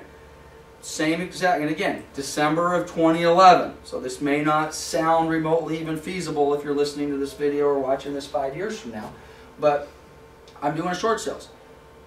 Can we make an educated assessment? Is there going to be more short sale business in 2012 than there was in 2011? Yeah, I agree with that. I think the answer is yes. So, if my 10 listings came from short sale business, then I think I'm going to focus on it. I think there's going to be more. So, okay, well, what's it going to be? Well, I think I'm going to do twice as much short sale business. The banks are loosening up. Does that look okay on the film, Drake? You're kind of dark, but... Well, turn on the light in the back and see if that helps a little bit. This is a crappy room for that. So, okay, a little better? Yeah. Okay. All right. So, let's go crazy with this. Okay, so let's suppose that most of my listing business comes from short sales, and I am convinced that the short sale market is going to increasingly improve in 2012. And I'm so confident, I think I'm going to be able to take twice as many short sale listings as I did before. Well, that's 20. Now, maybe your business is mixed, or maybe it's standard sales. So if my 10 listings, if half of them were short sales and half of them were standard sales, then I need to break this out. I need to sit back and say, okay, well, I'm going to get 10 from here and 10 from there, whatever it happens to be. But at any rate, this also gets back to being engaged in the market. You got to know what's going on. You either got to get the information yourself, or get it from your broker, or get it from some place, which is why, by the way, going back to my calendar, I don't go to these meetings specifically because I want to save the planet as it relates to real estate. I go because I'm listening to my business plan. Okay? You know, as much as I'm looking forward to going to New York to the Inman conference, it's fun. I have a good time. I take the wife. We go see some shows. We have a great time. But I'm going for information. That's why I'm going to these darn things. So, frankly, when it comes to reviewing this, I can sit back and say, this is where I think things are going. Okay, so we've got, let's just say we think we're going to do, 12 new listing sites. So, and again, I've skipped this part on the top. How many of them are actually going to sell? A little different question than when we had them before. I took 12. How many are going to open escrow? Okay, well this time I think I'm going to take 12. I'm going to open escrow on 10. Okay? And then of course, how many of them are actually going to sell? Okay, well, now last year my fallout ratio was 50%. Am I going to do something different? Okay, well hopefully. Okay, well I'm going to close 8. Alright, I'm going to take 8, I'm going to open 10, I'm going to take 12, I'm going to open 10 escrows, 2 of them are going to expire or cancel or whatever, and I'm going to be able to close 8 of them. So, you need to know that, and you're going to put this number in here, and then you got to figure out what percentage. Let's do the close side before we put the numbers in. Now let's go to the sales side. Now I'm going to work with buyers. Last year I worked with a whole bunch of buyers, but I only put 10 in escrow and I closed 5. So, how many openings am I going to have? Open escrows. Last year I opened 10. I have to make an assessment. Am I going to continue to work with buyers this year? Is that going to be my focus? Do we think buyers are going to be plentiful in 2012? I think so. Do we have some employment problems? Yes. Does the data indicate that unemployment is starting to get a little bit better? It does. Is it great? No. Do we have all sorts of other problems? Yes. Are interest rates going to probably be low the next year? Yes. Federal Reserve Chair came out 6 months ago and said interest rates will stay low for the next 2 years. That part of my business plan is a no-brainer. Okay? It's an election year. Does that factor into my business plan? Is there going to be some good and or bad things that are going to happen in the next 12 months because it's an election year? Probably so. Okay? But generally speaking, we think it's going to get better. Okay? If we honestly believe that, okay, well now how many buyer sites am I going to open? Let's keep the numbers the same. I'm going to open 12. I'm going to open 12 escrow, a 20% increase. How many of those are going to close? Last year, only 50%. This year, what? 80%. 80%? Okay, so what's that going to be, 9? Okay, so I'm going to close 9. So I'm going to close 8 listing sites, and I'm going to close 9 buyer sites. I'm going to close 17 escrows as opposed to 10. Now, I think that's which by the way, going back to ask that question to the brand new realtor, how many transactions does the average real estate agent close in a 12-month period? Well, don't they close 1 or 2 a month? Well, this is 1 or 2 a month. Basically, about 1.5 transactions a month. Okay? So there you go, your average. Which, by the way, if you close 17 sides, you'll be certainly in the top 10% of the agents in the office. You won't be the top agent, but you'll certainly be in the top 10. Okay, Now we got to put some dollar amounts to this, okay? So, we got to sit back and we got to figure out a whole bunch of things. We've got to figure out what is our commission, how much do we make, what's our average sales price. For the sake of argument, now we got to sit back and say, last year our average sales price was $125,000 on both sides of the fence. Do we think it's going to be that this year? Now let's assume we stay in the exact same marketplace. Okay? Have property values been stable for the last 2 years? Yes. Do we think they're going to relatively remain stable for the next 12 months for our purposes? Probably so. Does CAR say property values are going to go up or down in the next 12 months? Well, they say they're going to go down. CAR says property values should go down 4% in the next 12 months. I think they're probably wrong, but even if they are right, 4% is, it's statistically not that big of a deal, and these numbers are obviously, not all that hard and fast. But if you think property values are going to decline, or if property values are going to go up, or maybe the sweet spot in the market is going to change, where are people buying? Entry-level buyers. Well, maybe next year, that move-up market's going to shift a little bit. And now we're going to start selling houses that we haven't sold in the last 2 or 3 years. The houses that, the move-up, we used to have entry-level values, let's just say at, $250,000, and the move-up properties were the $400,000 to the $500,000. Well, we haven't had a lot of that in this area anyway, Moreno Valley, for those of you on film. Haven't had a lot of that move-up. It's all been the entry-level. Well, maybe we're going to have more of a move-up market. Maybe we're going to start sell. So again, you got to decide where you're going to focus your stuff. Okay. Now we got to figure out some income. So quickly, and I'm going to round the numbers off. This isn't a math class. Okay. So if I'm going to sell an average sales price of $125,000, what is on my listing side? You have to ask yourself a question. What is my commission going to be on my listings? What's my average listing side commission, gross commission? I'm not talking dollar amount. I'm talking, are you going to 3%? 2.75. 2.75%. Okay. So you have to make that decision. You have to make the decision today. When you go out and take a listing, are you going to take listings at 6%? Are you going to take them at 5%? Are you going to take 2% and offer 3% to the selling side? Are you going to hold firm at 6%? 3% to the listing side, 3% to the buyer side. What are you going to do? There's all sorts of business plans out there where people go out as listing agents and take listings at 5%, at 4.5%. They do crazy stuff. Okay, they're going to do crazy stuff, but that's what they choose to do. So you have to decide if you're a 6% listing agent, 3% and 3%, are you going to hold firm to that? And if you do, can you get 12 listings at a 6% with a 3 and 3? Well, in one of my examples, I said, well, I'm going to, mine are bank listings. Am I going to get a 3% commission on the listing side as an REO agent? No. I'm going to be somewhere between 1 3/4 and 2.5. So I need to figure that out for my clients. And does that make a big difference? Damn straight it makes a big difference, okay? Now, if I'm a short sale agent, are sellers going to give me listings at 6%? Yeah. Are the banks going to approve commissions at 6%?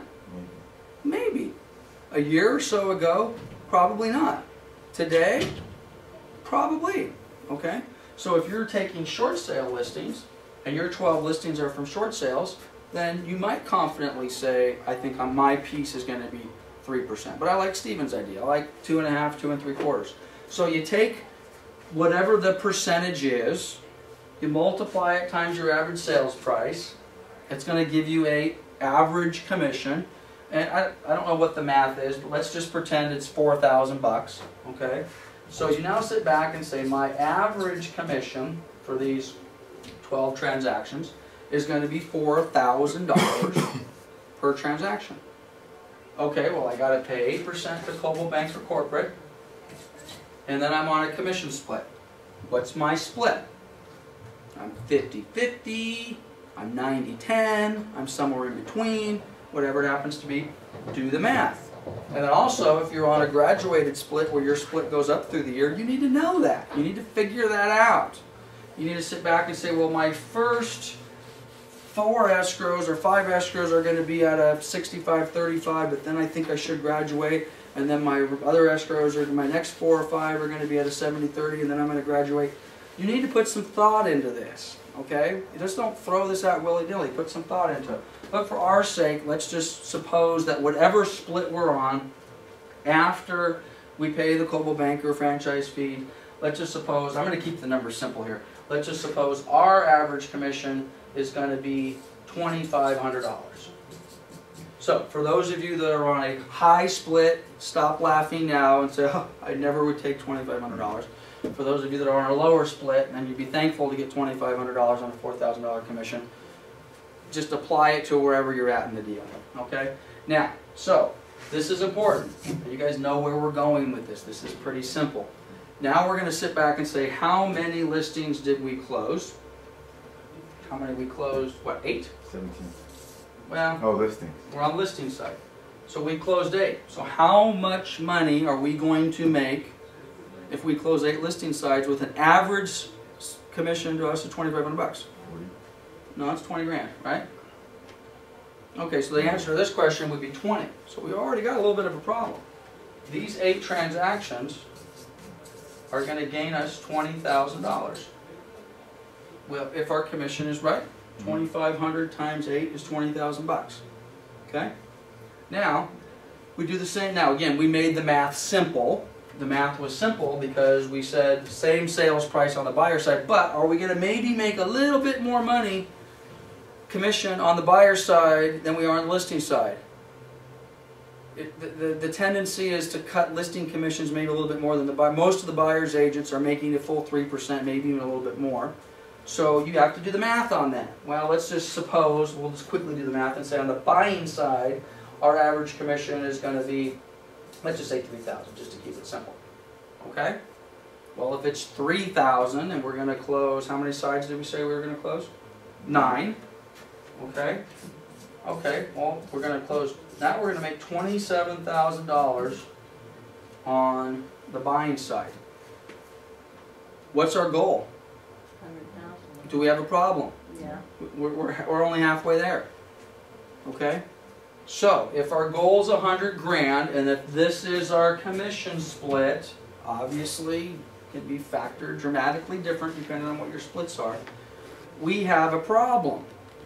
Our problem may be, just to keep it simple, we could either sell twice as many houses, or we could sell houses for twice as much money.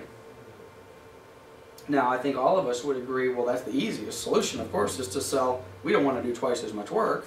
So, in this case, we better do something about this median sales price of $125,000. But if we can't do that, then we better close twice as many transactions or increase our commission, either the amount of money we're going to take on our listings and our sellers, or go to the broker. Not that I'm encouraging this, but say, why am I not on a 90-10 split? Because if I was on a 90-10 split, would these numbers change dramatically? Well, of course they would. Okay? But they change dramatically for the broker too. Okay? Well, you're not on a 90-10 split because it doesn't make sense. You know, someone's got to pay for the lights and the carpet and the oxygen and all the rest of that. But anyway, that's a very basic formula, and you can't see it on the film, so hopefully you're following along and making your own notes. But that's pretty important. So you need to do that. If you've never done this, then you need to sit down. This takes some time. Okay, I've done this 1,000 times. I do this probably once a month, just on the overall office. Where are we going? Or how is the month of January going to look? What's the projections for January? Okay? And I do it for my personal stuff, and I do it for the entire office. It's a lot easier for you guys. But you got to take a look at, where do you want to be marketplace-wise, value-wise? How many transactions are going to work?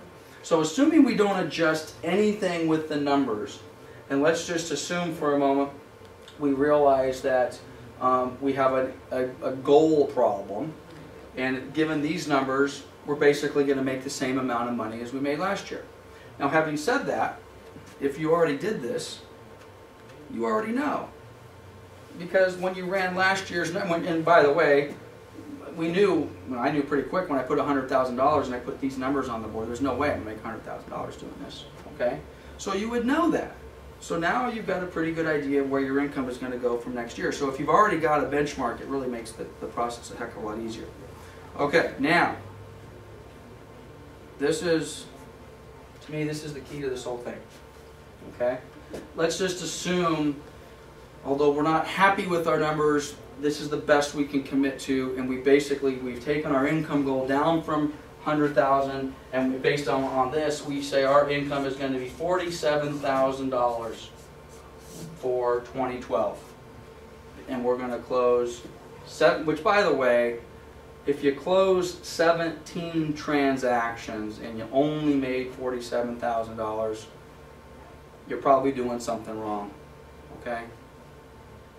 Whether it's price range or, frankly, the commission split. For somebody closing 17 transactions, their commission probably will be a little bit higher than that. But nonetheless, that's what you get when you sell $125,000 properties. Your commissions are smaller. It's just the way it is, okay? So, and again, for those of you in higher marketplaces, you're laughing right now. Ha ha ha!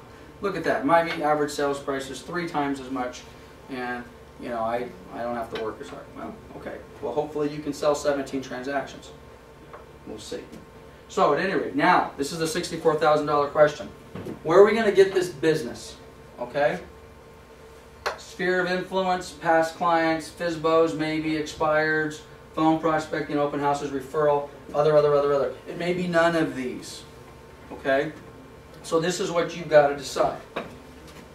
I'm going to make $47,000. How much of that money is going to come, and from what category is it going to come? Well, I have no idea. So let's just come up with some basic examples. Sphere of influence. Okay, which to me is kind of sort of like past clients and customers, but it's not really. Sphere of influence, your friends, your family. You know, do you solicit people at church? Is that your thing? No, I wouldn't do that. Okay, fine. Then they're not part of your sphere of influence necessarily. They may still come to you. Maybe this is your buddies on the you know, baseball team or the softball team or the bowling league, whatever it happens to be. Okay, are you going to get business from them? Well, I would ask the first question is, have you ever got business from them before? Okay, if you haven't gotten business from them before, you're probably either not asking for it or there's something wrong with your sphere of influence. I have none. Okay, or maybe you have no sphere of influence. Or does your sphere of influence even know what you do? Maybe you don't want them to know what you do. You don't want to mix that. You don't want. I always bring up church. That always seems to be, you know, one that kind of flows in with this. I don't want to mix church with my business. So not only do I not hand out cards, you know, most of the people at my church don't know what business I'm in. Okay, if that's your decision, then, and if that's your only sphere of influence, then you're not going to get any of your business from there. I quite honestly have had agents who have sat in this class that said, nonsense. I go to church, and they absolutely know what business I'm in, and I'm passing out business cards all the time. Matter of fact, I'm putting my cards in the offering plate. Okay? Well, that is a decision that you guys would need to make. So whatever your sphere of influence is, how much your business is going to come in. If you have past clients, and your past clients, here we go again, your past clients are in your contact management system, and they're one of those 44,000 contacts. Are you contacting them? They're one of these 48,444. Do you contact them at all? If you do, can you get any business out of them? Okay. What percentage? If it's 50%? Okay, well then half of your $47,000 is going to come from here. That's important. For sale by owners. Are for sale by owners hot in this marketplace today? No. No. Scratch them off the list. Maybe 5 years from now they will be. Maybe it'll be 100% of your business. Expired listings. Are they in the marketplace today? No. Not really. Scratch them off the list. Phone prospecting. Well, that's pretty broad. Okay? If you like to phone prospect, great. Maybe 100% of your business is going to come from phone prospecting. I'm going to do nothing. I'm just going to go through the phone book. Nobody wants to buy their house. Nobody wants to sell their house. Nobody wants to buy. Everybody wants to sell. Okay? I don't know. Put it in here. Open houses. Do you have success with open houses or not? I don't know. If you do good at them, maybe that's where your business is going to come from. So there, you got to pick, okay? And you've got to pick what you're good at. We're just going to take 2. We're going to make this really simple, okay? So for now, let's just suppose we have none of this. We have no friends, we have no clients. This is out of the market. We don't like talking on the phone, which could be a problem. We don't want to hold open houses. Nobody will refer anything to us. So in today's market, we want to work with buyers, and we want to get, again, half of our business from buyers, or a little more than half, and a little less than half from sellers. So where am I going to get my sellers? In 2011, I don't have an REO account, and there's not a lot of standard sales in my market, so I'm going to go after short sales. How am I going to get them? So I'm going to put, I can't write on the screen, I'm going to go after short sales on the notice of default list. Great. So I want short sales that are on the NOD list and the NOS, notice of sale list, and I'm going to get them through Foreclosure Radar. Okay? That's one. Okay, where am I going to get my buyers from? I want to open houses. Okay, there's my second one. Okay, so I'm going to get my sellers. 100% of my sellers are going to come from the notice of default, notice of sales list, and I've decided all of my listing business is going to be short sale. And I'm going to get 100% of my buyers from open houses, which means I better hold some open houses. Okay? And that's where my buyers are going to come from. Now, of course, a little more balanced approach would probably be better. But for demonstration's sake, those are the 2 things we're going to do. All right. So, now this is actually fairly simple. Okay? How many listings do I need to take to hit my goal? 12. That's what we said. I need to take 12 listings. Basically, which is an easy number. I need to get 1 listing a month, every month throughout the year. How easy is that? Okay, well, how am I going to do that? Well, I've just said that my only method for me to get these listings is the notice of sales, the notice of defaults, and I'm going to get them through Foreclosure Radar, right? Okay, so this is the question, and if you haven't done this before, you don't know the answer, so this is hit and miss, okay? So the question is, how many of these people do I have to talk to before I'm going to get an appointment to get a listing? So let's work this backwards. Before you can get the 12, which by the way, we need, that's the goal. This is my, well, let's get the open houses for now. I need to get 12 actual listings. How many appointments do I need to go on to get 12 listings? Now, maybe you don't know. How good are you? Diane Arnov, I would suggest, probably has to go on 12 appointments to get 12 listings. We're giving her too much credit. Maybe it's 14 appointments. Diane's abrasive. Not everyone's going to like her personality and the way she is. But whatever your number is, you need to know. Let's suppose you're not that good. And let's suppose you're really not that good. Let's suppose you got to go on 3 appointments to get 1 listing, which means you got to go on 36 appointments. You only get 1 out of 3. Okay, which isn't terrible, and which, by the way, if that is your number today, if today you have to go on 3 appointments to get 1 listing, next year, hopefully it's not 4. Hopefully it's 2.5, or it's 2, or it's 1 for 1, or it's 1.5. But you know what I'm saying on that. And obviously, the worse this ratio is, the more work you got to do. If you got to go on 3 times as many appointments as Diane Arnov, then wow, you better be working. You better be working pretty hard. Okay, so if I need to go on 36 appointments, how many people do I have to contact to get 36 appointments? How many people to get 1 appointment? 10, 20, 100? I don't know. Anybody want to volunteer? How many of these Foreclosure Radar people? And again, what we're talking... have to do like 25 to get 1 appointment. To get 1 appointment. Okay, and this is what we're talking about. Knock, knock, knock. Hello, Mr. and Mrs. Seller or owner. I'm on Foreclosure Radar. it looks like your property is in default, and it looks like you've got a sale date scheduled for X. What are you going to do about it? You might want to come up with a little different speech than that, but that's a good one. I think that's what Diane Ornoff is using right now. As a matter of fact, I think she's a little more blunt about it. Knock, knock, knock. What are you going to do about this?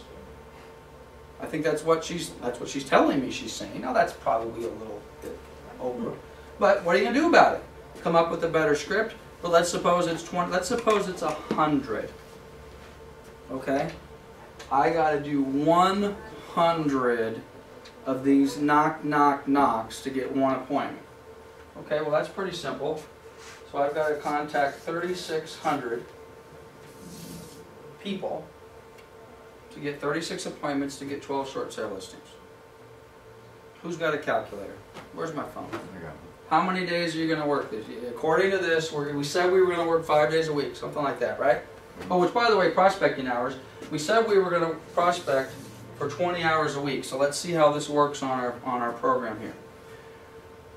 We're going to work 5 days a week, and we're going to work how many weeks out of the year? We could take a little bit of time for Christmas, vacation, so on and so forth. Let's just suppose we're going to work 49 weeks a year. A couple weeks vacation, and we're going to get sick. So what's 3,600 divided by 49?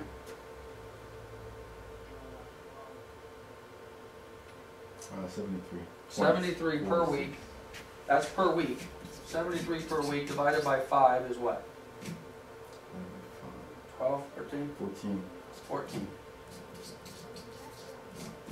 So, if this number is daunting, which it is, well, it's 14 a day.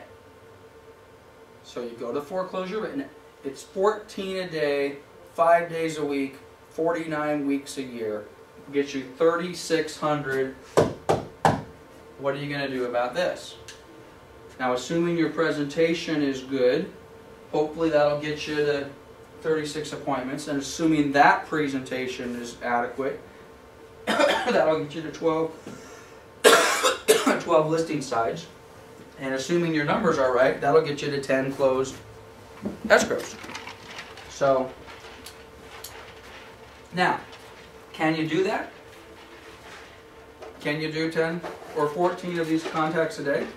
Yes, you can. Of course you can. You could do 30 a day if you wanted. If you want to be more, and again, this is knock, knock, knock. The single least productive, but probably the single most effective. Okay, you know, sending letters, you can send out. Geez, you could send out 1,000 letters a day if you got the budget for it. But they're in the trash faster. They're going to go in the trash faster. So you're certainly not going to be able to knock on 1,000 doors a day, but you certainly can do 14 doors a day, and it is the most effective. Okay, which by the way, will this prospecting, will you find buyers? Yeah. Absolutely, because you're going to knock on people's doors that are tenants, or you're going to knock, or actually people are going to knock on people's doors that are losing their property to foreclosure, but are going to buy in 2 years from now. If you treat them right and you do this right, you're going to end up with a listing today and a buyer, 2 years from now. So there's the formula. Now, what do you do with that? You go back to the plan. And you sit back, and just like, I'm going to use my gym example. I think I got my schedule for next, no I don't actually.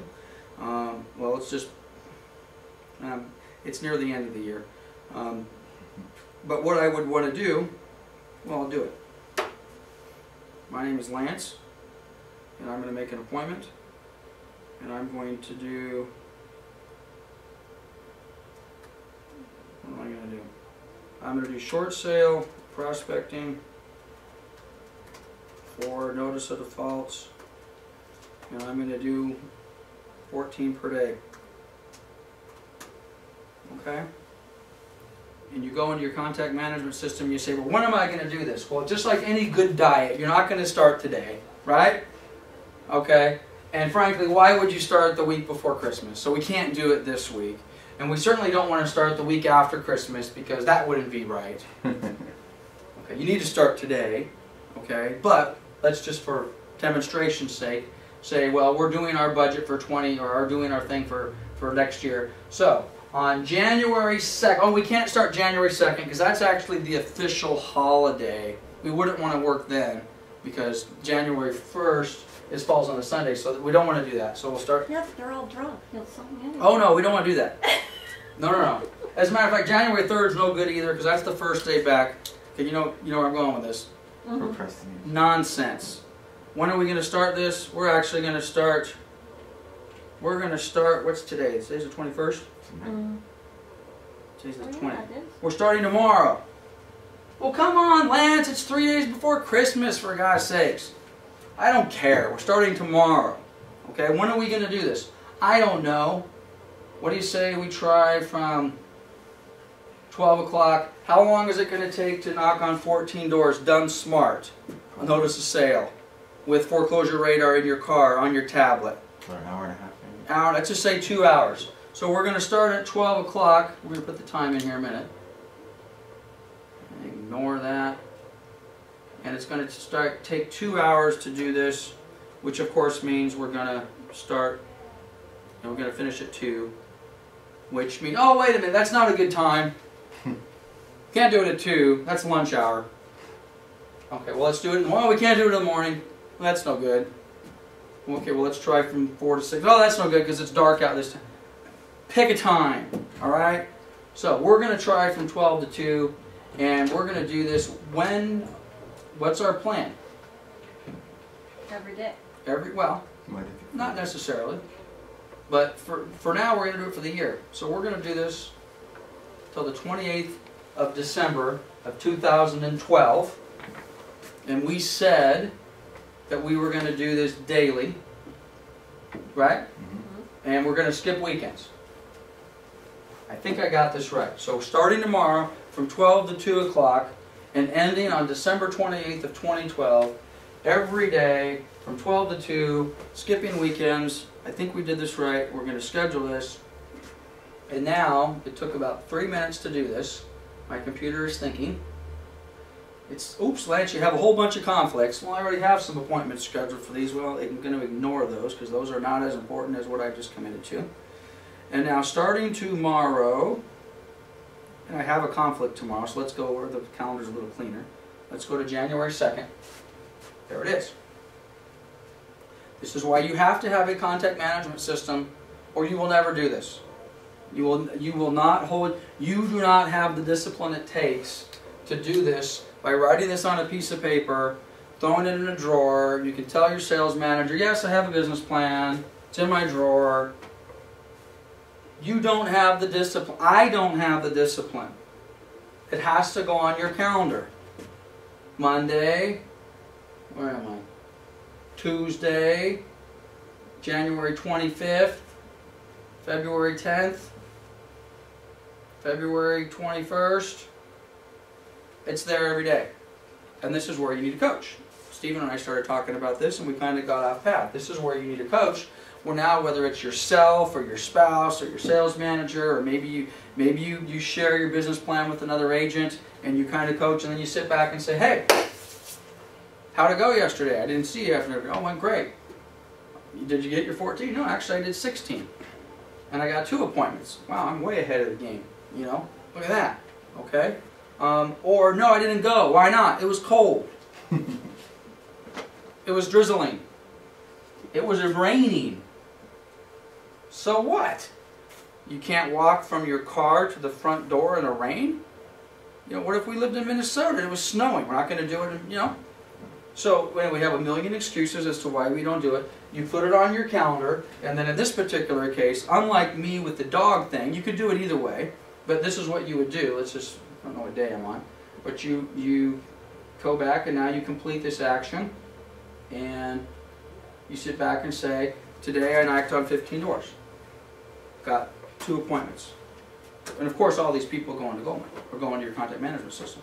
I got 2 appointments, and this is what I did. Or you can do one of 2 other things. You can, cancel this. You can delete it, like I do when I don't go to the gym. And then you know, when you go back and you review your calendar, you promise back here. Because by the way, 50% of your business, you've said, comes from this. Okay?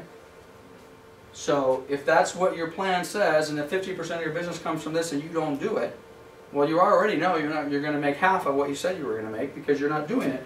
Or you need to replace it with something else, which is why you got to be careful with this, but you have to be prepared to make the mid-year adjustments. This isn't working for me. Why not? I don't like it. I don't like it. Well, I'll tell you right now, if you don't like short sale listings, prospecting for notice of defaults and notice of sale using for foreclosure radar, then scratch that off the list right now and find something else that you like. Because if you don't like it, you won't do it. Okay, so I don't know what you're going to like, go to the next thing. And then whatever that next thing is, that next thing, will it produce 3,600 contacts and 36 appointments and 12 listings? If it will, then you can plug that into your 12 to 2 o'clock. If it won't, you might need to make an adjustment. Okay? But it's important that you commit to it. And then if you don't, again, number one, have the self, discipline to, number one, by the way, this is a job. We're not going to like everything we do about this, I mean, especially if you're not. I will tell you, what you'll like about this is if you do it and it works.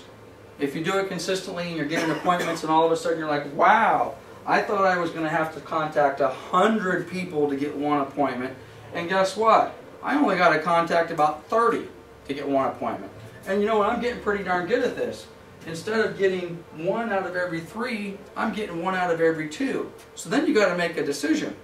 And the decision is, do you want to work less to make the same amount of money? Or do you want to continue knocking on 14 doors a day and then basically quadrupling your appointments and quadrupling your number of listings taken, and then guess what? Maybe you will make $100,000 as opposed to $47,000. But you have to follow up on that, and you have to follow up on that every day. Okay? Now, second one is open houses. Same exact formula. We need to open 9 escrows. How many buyers do we have to, again, what do we say? We want to close 9, which means we have to open 12. How many offers do I have to write? And again, we're going to assume for a moment that, 1 offer means an acceptance. I know that's not the case, but I'm looking for bodies. I'm not looking for a number of offers. How many offers am I going to have to write to get an offer accepted? I think I just answered my question. 12. Okay? Now, we know that the reality is that could be 45 or 50 in order to get that to happen. But I'm really looking for the client. I want to get 12 clients to open these escrows. Okay? How many clients am I going to have to come in contact with before one of them is going to write an offer? 10? 20? So 10. 10? Okay, so this, again, fairly easy. So, if my math is right, I need 120 buyer prospects to get 12 of them in escrow to get 9 of them to close. I'm only holding open houses. Okay? How many people come through the average? I mean, heck, you could have 10 people, you have 20 people coming through one open house. Okay, so maybe we need to look at this in a different way. How many open house prospects do I have to come talk to before I can get one of them right? That may be a different answer, by the way. Because, by the way, the only thing we're doing is open houses. Oops. So maybe that's a better question to ask. How many people, individual buyers, have to come through my open house before I can get one of those buyers to write an offer? 10. Again, let's say it's 100. Okay? It doesn't matter. Okay, well, if it's 100, that means you've got to have 1,200 people come through your open houses. All right, well, how many people come through? Get your calculator out. How many people come through an average open house? 4. Okay? So, 1,200 divided by 4. 300. 300. So I need to hold an open house almost every day of the year. Okay? If that's now again, well, wait a minute. That's too many. It's not going to take that many. Okay, well maybe we need to do 30 a year. I don't know what the number is. Which, by the way, we do a whole class on open houses.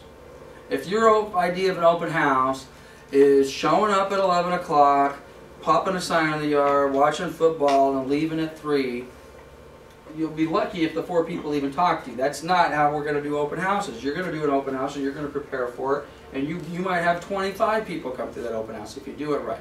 Okay? But it doesn't matter what the number is. If your number is 30, then guess what? Again, you're going to go back to your calendar. And when are you going to hold your first open house? This weekend. This weekend. On Sunday.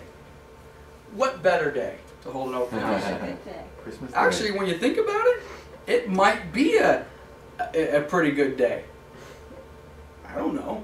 After church. I got a foreclosure, it's in a nice neighborhood, you knock on the door, and you talk to all of these neighbors and say, you're not going to believe this, but I have no life, and I have no family, and I have nothing better to do, On Christmas and I am going to hold that house across the street open on Christmas Day. Really?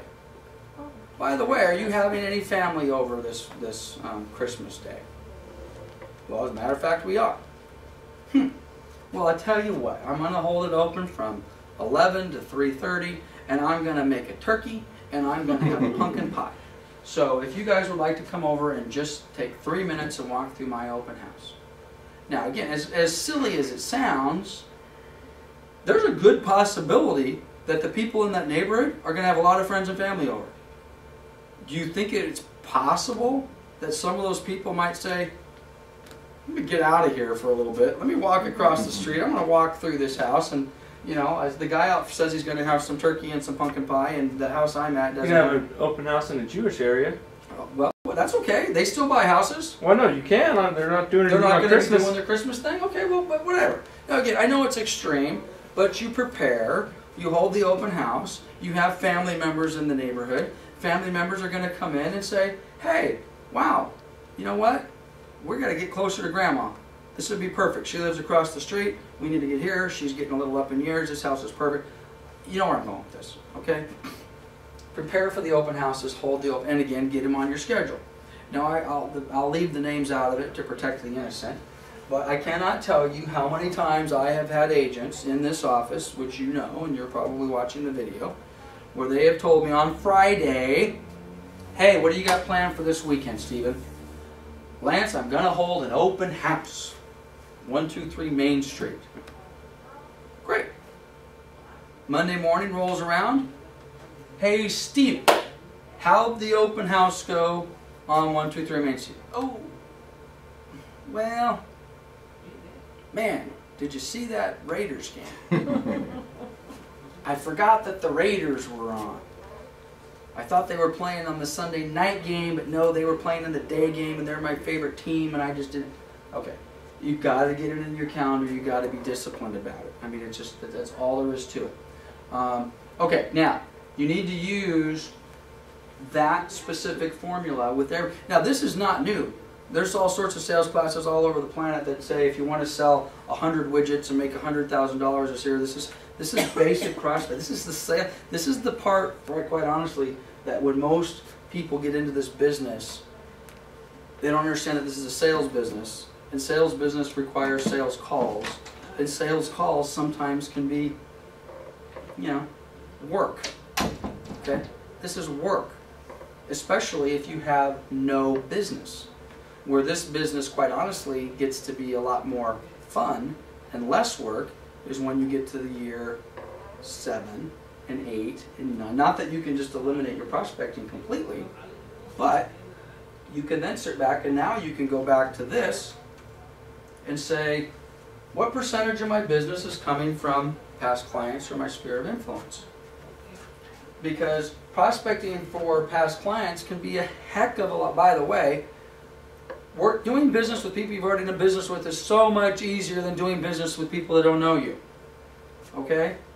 You do a good job for these people. You call them. I've been doing business with Fannie Mae for 17 years. I've done a good job for them. I get business from them repetitively. Okay? If I had never done business with them ever, and I tried to knock on their door today and said, I'd like to be your agent, is that harder? Of course it's harder. It's 1,000 times harder. This is 1,000 times harder than this if you treat your clients properly. Okay, right? You've done a good job, you've treated them, which is why it also slays me where agents, they spend so much time doing this, they finally get the client that says, yes, I want to work with you. You can be my buyer's agent, you can be my listing agent, and then we don't treat them properly. Okay? We're not honest with them. Our goal is to get an escrow closed tomorrow because we need to pay our bills, irrespective of the circumstances, around, So we need to get. I mean, this is so much easier to get past clients. So much easier if you've done a good job to maintain your past clients. Okay, let me see what I got on the rest of this form. Prospecting strategies. How can you use the above to achieve prospecting objectives? ColeVanker.com, yada, yada, yada. Okay, this is basically the same. What are you going to do? Okay, for example, this would be Foreclosure Radar. Okay, if you're going to use Foreclosure Radar, that's what I'm going to use. I'm going to use direct mail. I'm going to use email. I used to be really excited probably 5-6 years ago. I thought email was going to be the savior of prospecting. Okay, how easy is that? 44,000 people in my database. Bam! Anybody wants to buy or sell. Now email is the plague. Okay. Nobody wants to be solicited by email. Nobody wants to get spammed with email.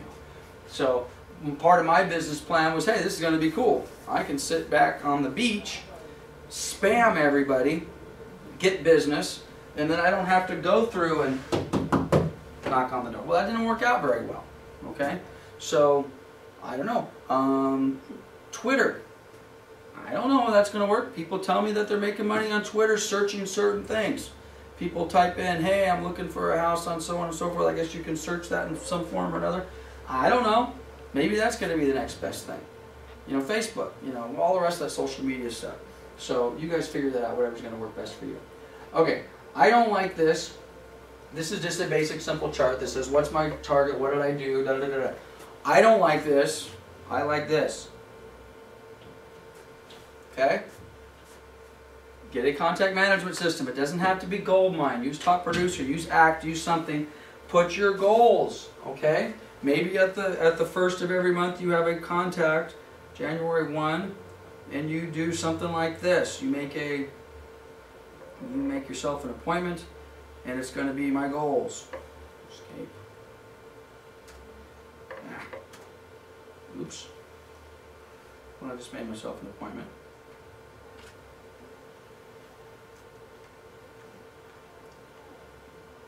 You come in here and you type goals. There's a million different ways to do this. And down here you're going to put in this information. Oops. Down here you're going to put in this stuff. For January, I said I was going to knock on 14 doors a day, 73 a week, 300 for this particular month. So, target was 300 doors. I said I was going to hold 7 open houses. Saturday, which by the way, we don't have to hold open houses on Saturdays and Sundays. I always try them on a Tuesday. I don't know. But I was going to hold open houses every Saturday and Sunday because those are the days I work. And I'm going to truly take off Monday and Tuesday. And I'm going to work Wednesday through Sunday. Okay? Well, how many did you say you were going to do? How many did you do? Now this is actually how many listings did I get, how many just sold, all the rest of it. But the same thing applies. Okay, so if I go back here, I'm going to say I was going to knock on so many doors, I was going to hold so many open houses, and that was supposed to get me 36 appointments and one, whatever, and then what do I do? And then sit back and take a look at last month, and this is where it gets to be painful. To use my example of the gym. I then sit back and say, my goal was to lose 2 pounds a month for the next 10 months. Well, it's weigh-in time. I now go to the action. I pull it up. There's my goal. Did I do it? No. Then I say, well, why didn't I do it? So then I go back and I look at every day in the prior month. and I look at my action. Did I go to the gym? And it's not there. Then I go to the next day. Dang it. Did I go to the gym? And it's not there. And then I go to the next day. Did I go to the gym? And it's not there. And then I sit back and I make an action. Well, no, not only did I not lose 2 pounds this month, Game. I gained 2 pounds, and now I know why. And guess what? I'm not going to make my income goal. It should never be a surprise. It's not a surprise.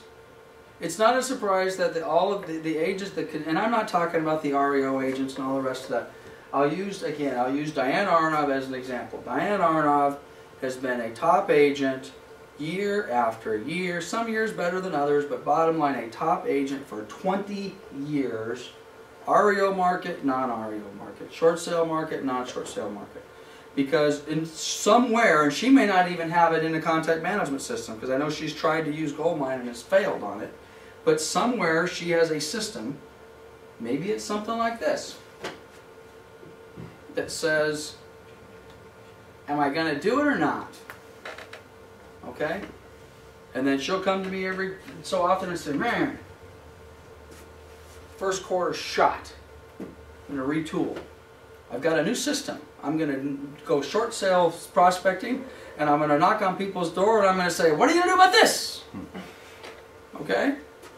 Which is why she closed 44 transactions this past year. Not all of those were short sales. Some of it was REO. But it's not that. But really, this is more about accountability than anything else. Which is why the bottom of this particular commitment has got. This is my personal commitment. Sign it in blood. You know. John Smith and sales manager Lance Martin. And most agents don't do this. Not only do they not do this, even if they do this, then they never take it to the next step. They never sit back and say, this is what I'm going to do today. This is my calendar today. Oh, I'm doing training. Okay. What am I doing tomorrow? Well, tomorrow we're doing, I don't know, what am I doing tomorrow? Apparently I'm doing nothing. Computer's not working. So, I guess I am doing nothing. My computer's dead. What is wrong with my computer? Oh, there we go. All right. Well, we got a sales meeting, and I got some calls, and I got some action. I'm going to meet with Lisa, and I'm going to do some short sale prospecting. From noon to 2, there's my short sale prospecting. I'm going to meet with some recruiting, and I'm going to do some more training. Which, by the way, for me, what am I doing today? What am I doing right now? Training. Prospecting. I'm prospecting. You should know this, Robin. You've sat in these classes before. I am not training. To you, it may appear as though I am training. This has nothing to do with, for me, this has nothing to do with training.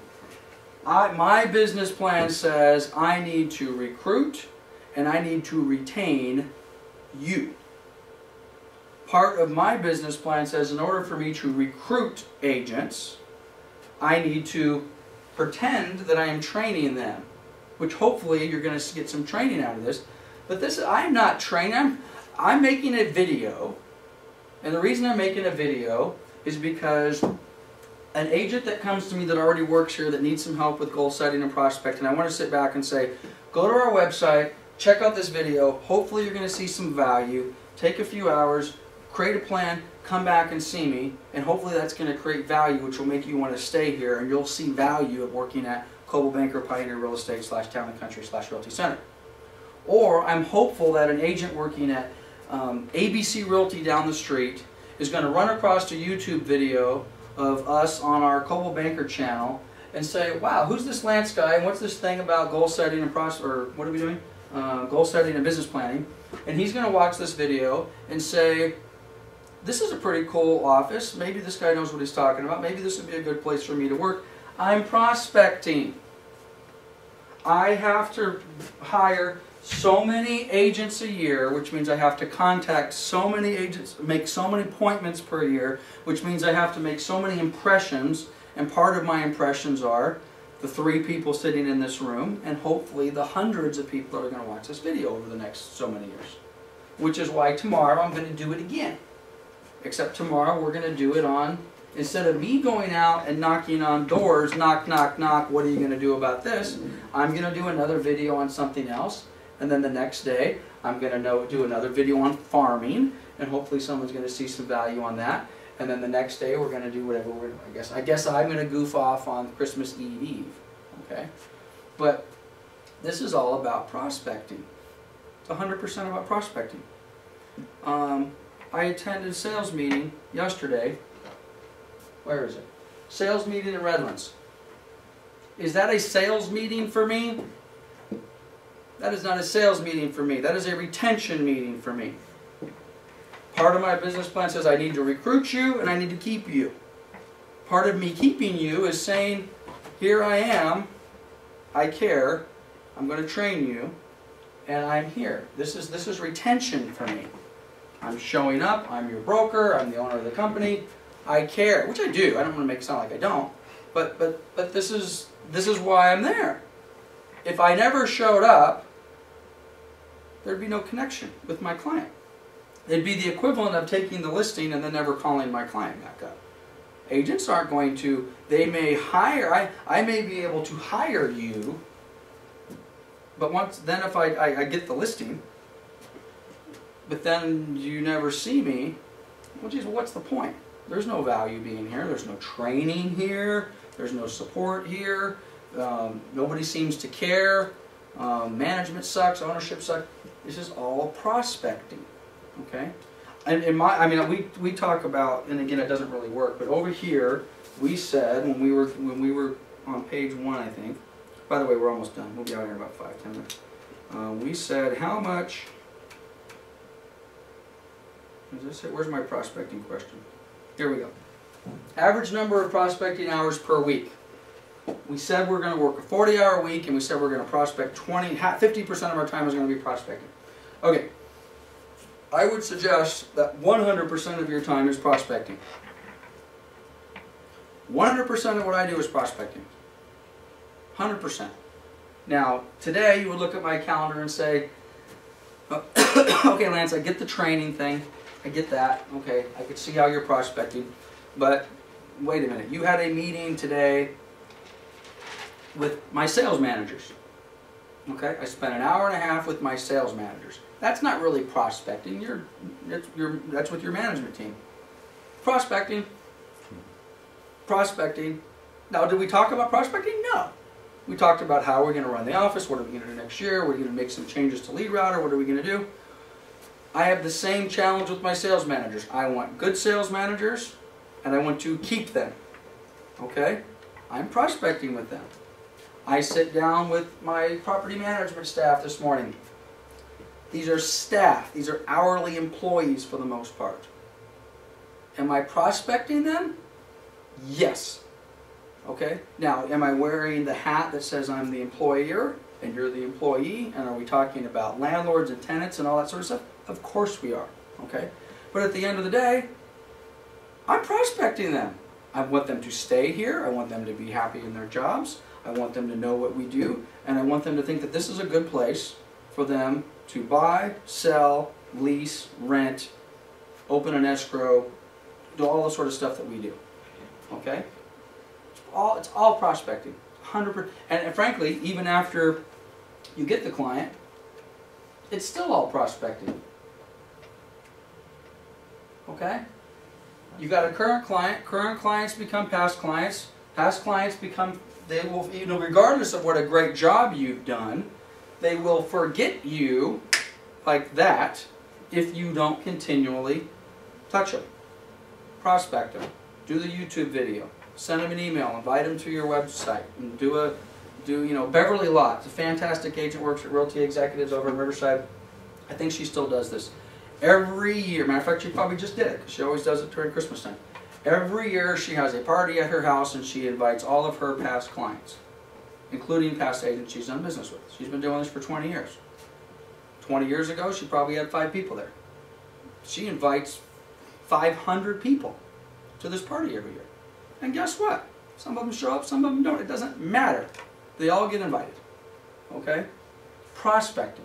Now, she might say, no, it's a party, and it's just nonsense. It's prospecting. So, At any rate, so there's two things. Matter of fact, I'm going to Google this real quick. Hopefully this will come up really fast.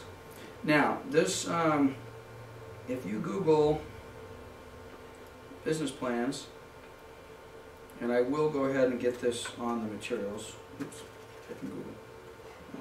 I'm tired. It's been a long day. Business plan. There's one that the SBA puts out. I think this is it. Writing a business plan at SBA.gov. Now this is a lot different than what we just talked about. Okay, this is a lot different.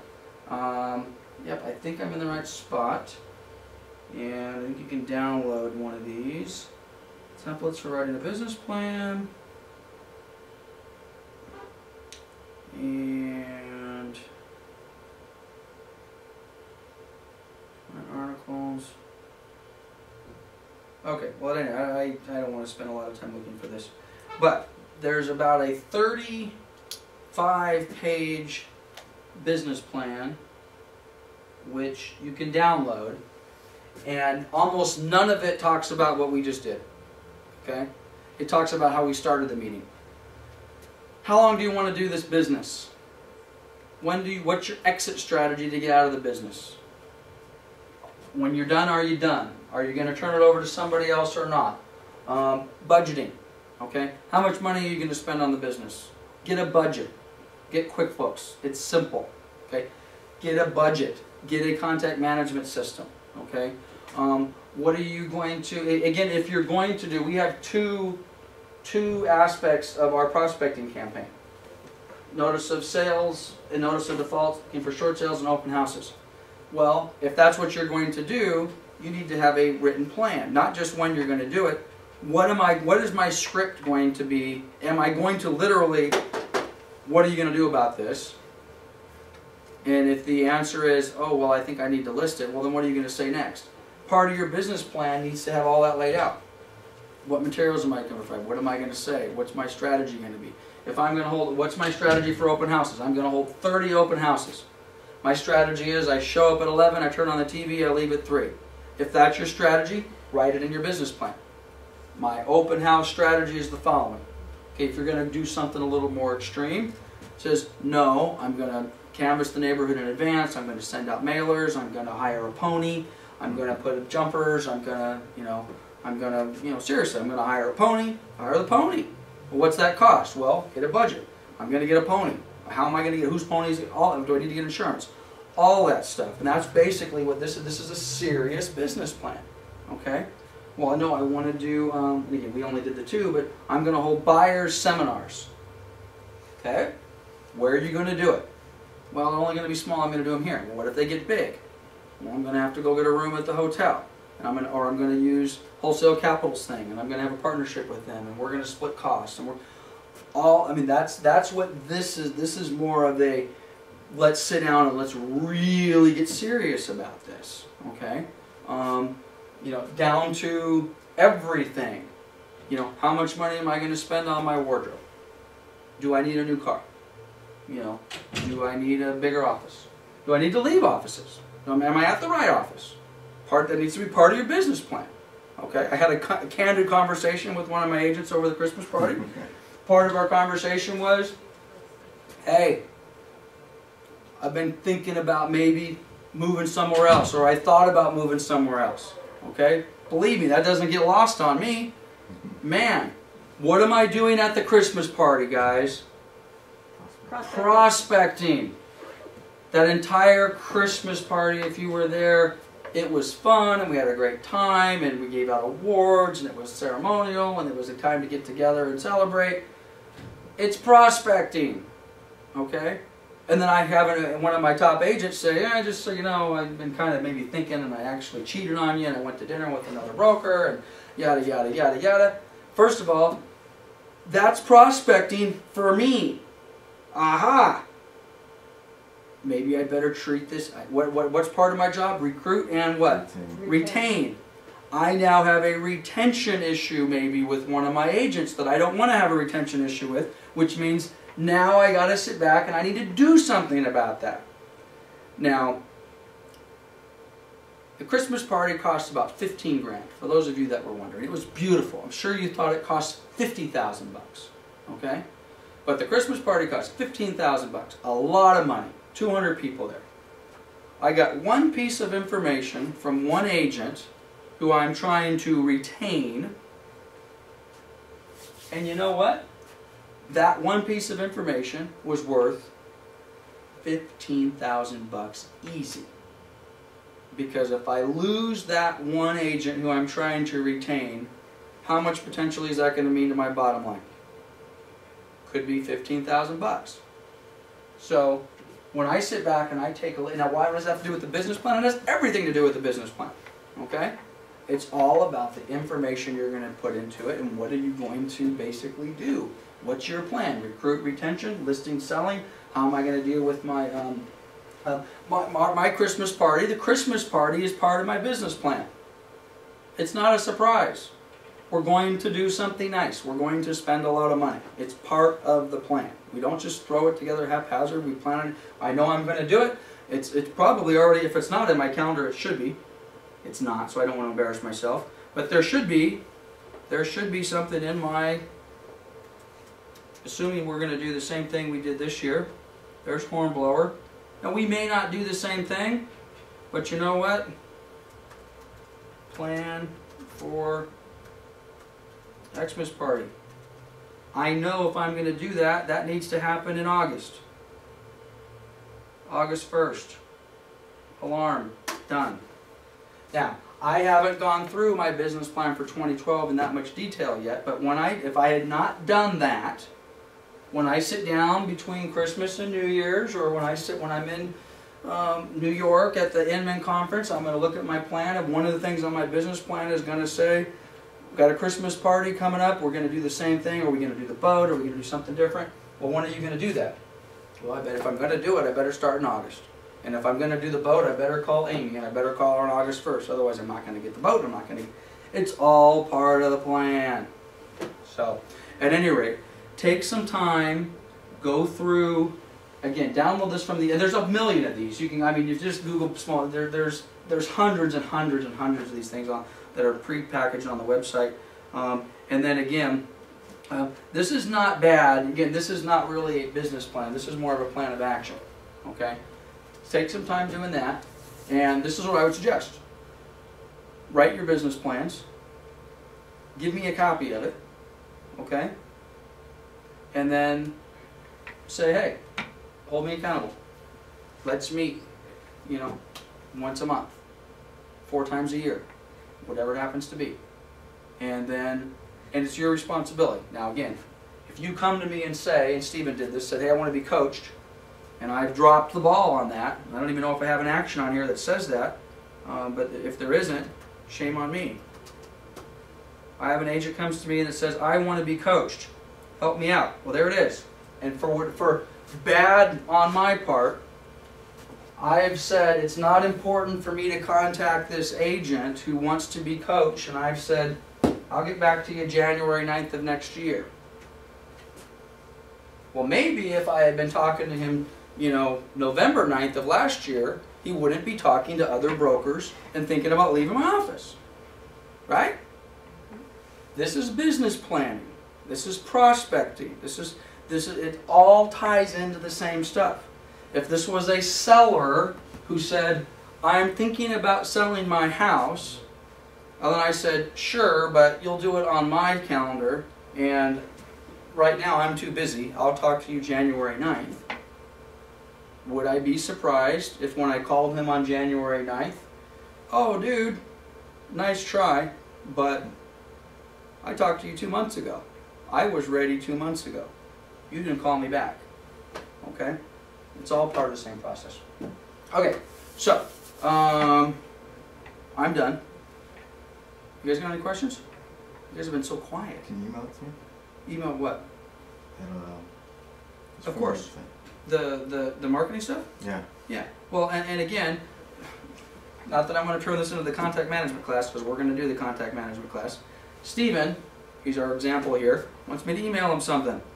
I want to make an action, email. What are we doing here? We're doing business planning class info. This is how you have to schedule everything. Okay?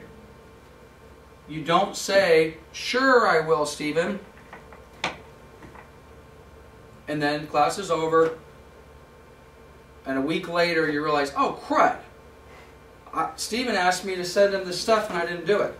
You don't get the marker and you don't write it on a post-it note and you don't stick it to your computer screen because post-it notes get lost. You put it in your system, my business planning system, that says, Stephen wants me to email him something. Okay? And which is why I love the tablets and I love the smartphones. You know, especially with the Siri thing. I can't wait for the iPhone Siri thing to actually, are you using it? Is it working? I don't have 4S. Okay, well when you get the 4, we all need to get the iPhone 4S. We need to take advantage of the technology, because if this doesn't work for you, how hard is it to say, email Stephen Amaya the business planning thing tomorrow at 2 o'clock? Okay.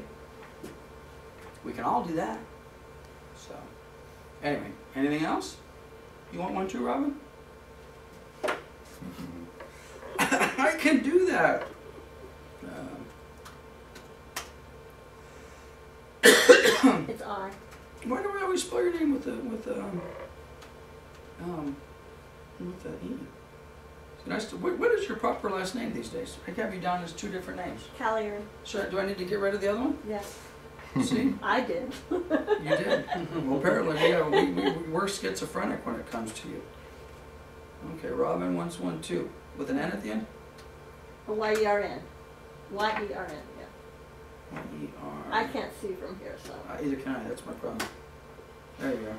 Oh, and the address is wrong too. If you want to change The that. address is wrong. Hold on a minute. I can only do one thing at a time.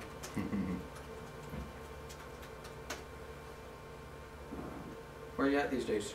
3728 Peak Trail. 2 words. Uh-huh. Hurry. Same place. One street over. All right. All right. Now, how easy is that?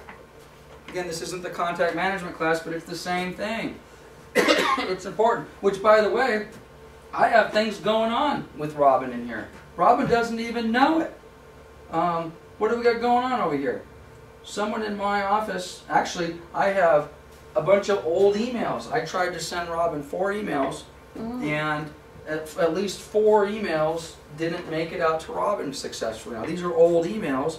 I can tell by looking at them that they're no good. So I'm going to go ahead and I'm going to delete these because they're just hung up. They're sitting there. They're not doing anything. And then I need to ask Robin the $64,000 question. Are you still Robin at PioneerRealEstate.com? Yeah. Or are you Robin J83? Which one's better? Robin J338. Okay. Because I don't have to pull that one over. At the Yahoo? Yeah. That's your primary. What am I doing? This is prospecting. Okay? I've done a whole bunch of things. I just now, instead of sending Robin emails, which is very unpersonal and not appropriate, I'm sending emails to an address that's not convenient for Robin to get. And I don't know how to delete an email apparently either. So I'm going to send Robin something. I'm cleaning up her emails, and again, I don't want to be ridiculous with this stuff, guys. But this is how you do it, to quote the song. Okay, this is how you do it. And when you sit back, and you are now, which is why, I am done. I promise. However, before you go do this, you are not allowed to do any of this until you get something like this. And the reason you're not allowed to do it is because you're going to contact 3,600 people and another 120 to 1,200 people, buyers and listing prospects. And when I knock on someone's door and say, are you interested? Because this is how this works. And if you've ever done this, you know this is true. I'm prospecting. Knock, knock, knock. My name is Lance with Coldwell Banker Pioneer Real Estate. I see you're in a little trouble here with your property. What are you going to do? Have you considered a short sale? You know, I can help you with that. Have you talked about this? You are going to get a variety of answers, from hell no, get off my porch, to yes, we do need some help, to I'm doing a loan modification, to my husband's out of the country, can you get back to me? Now's not a good time, but I'm interested, call me tomorrow. You're going to get tons and tons and tons and tons of that. And if you are writing that information on the back of a business card and putting it in your pocket or in your purse, expecting to then, now again, how many a day are we doing? We're doing 14 a day. I defy anybody in this room. You knock on 14 people's doors, and they're not all going to answer. You'll be lucky to get half of them answer.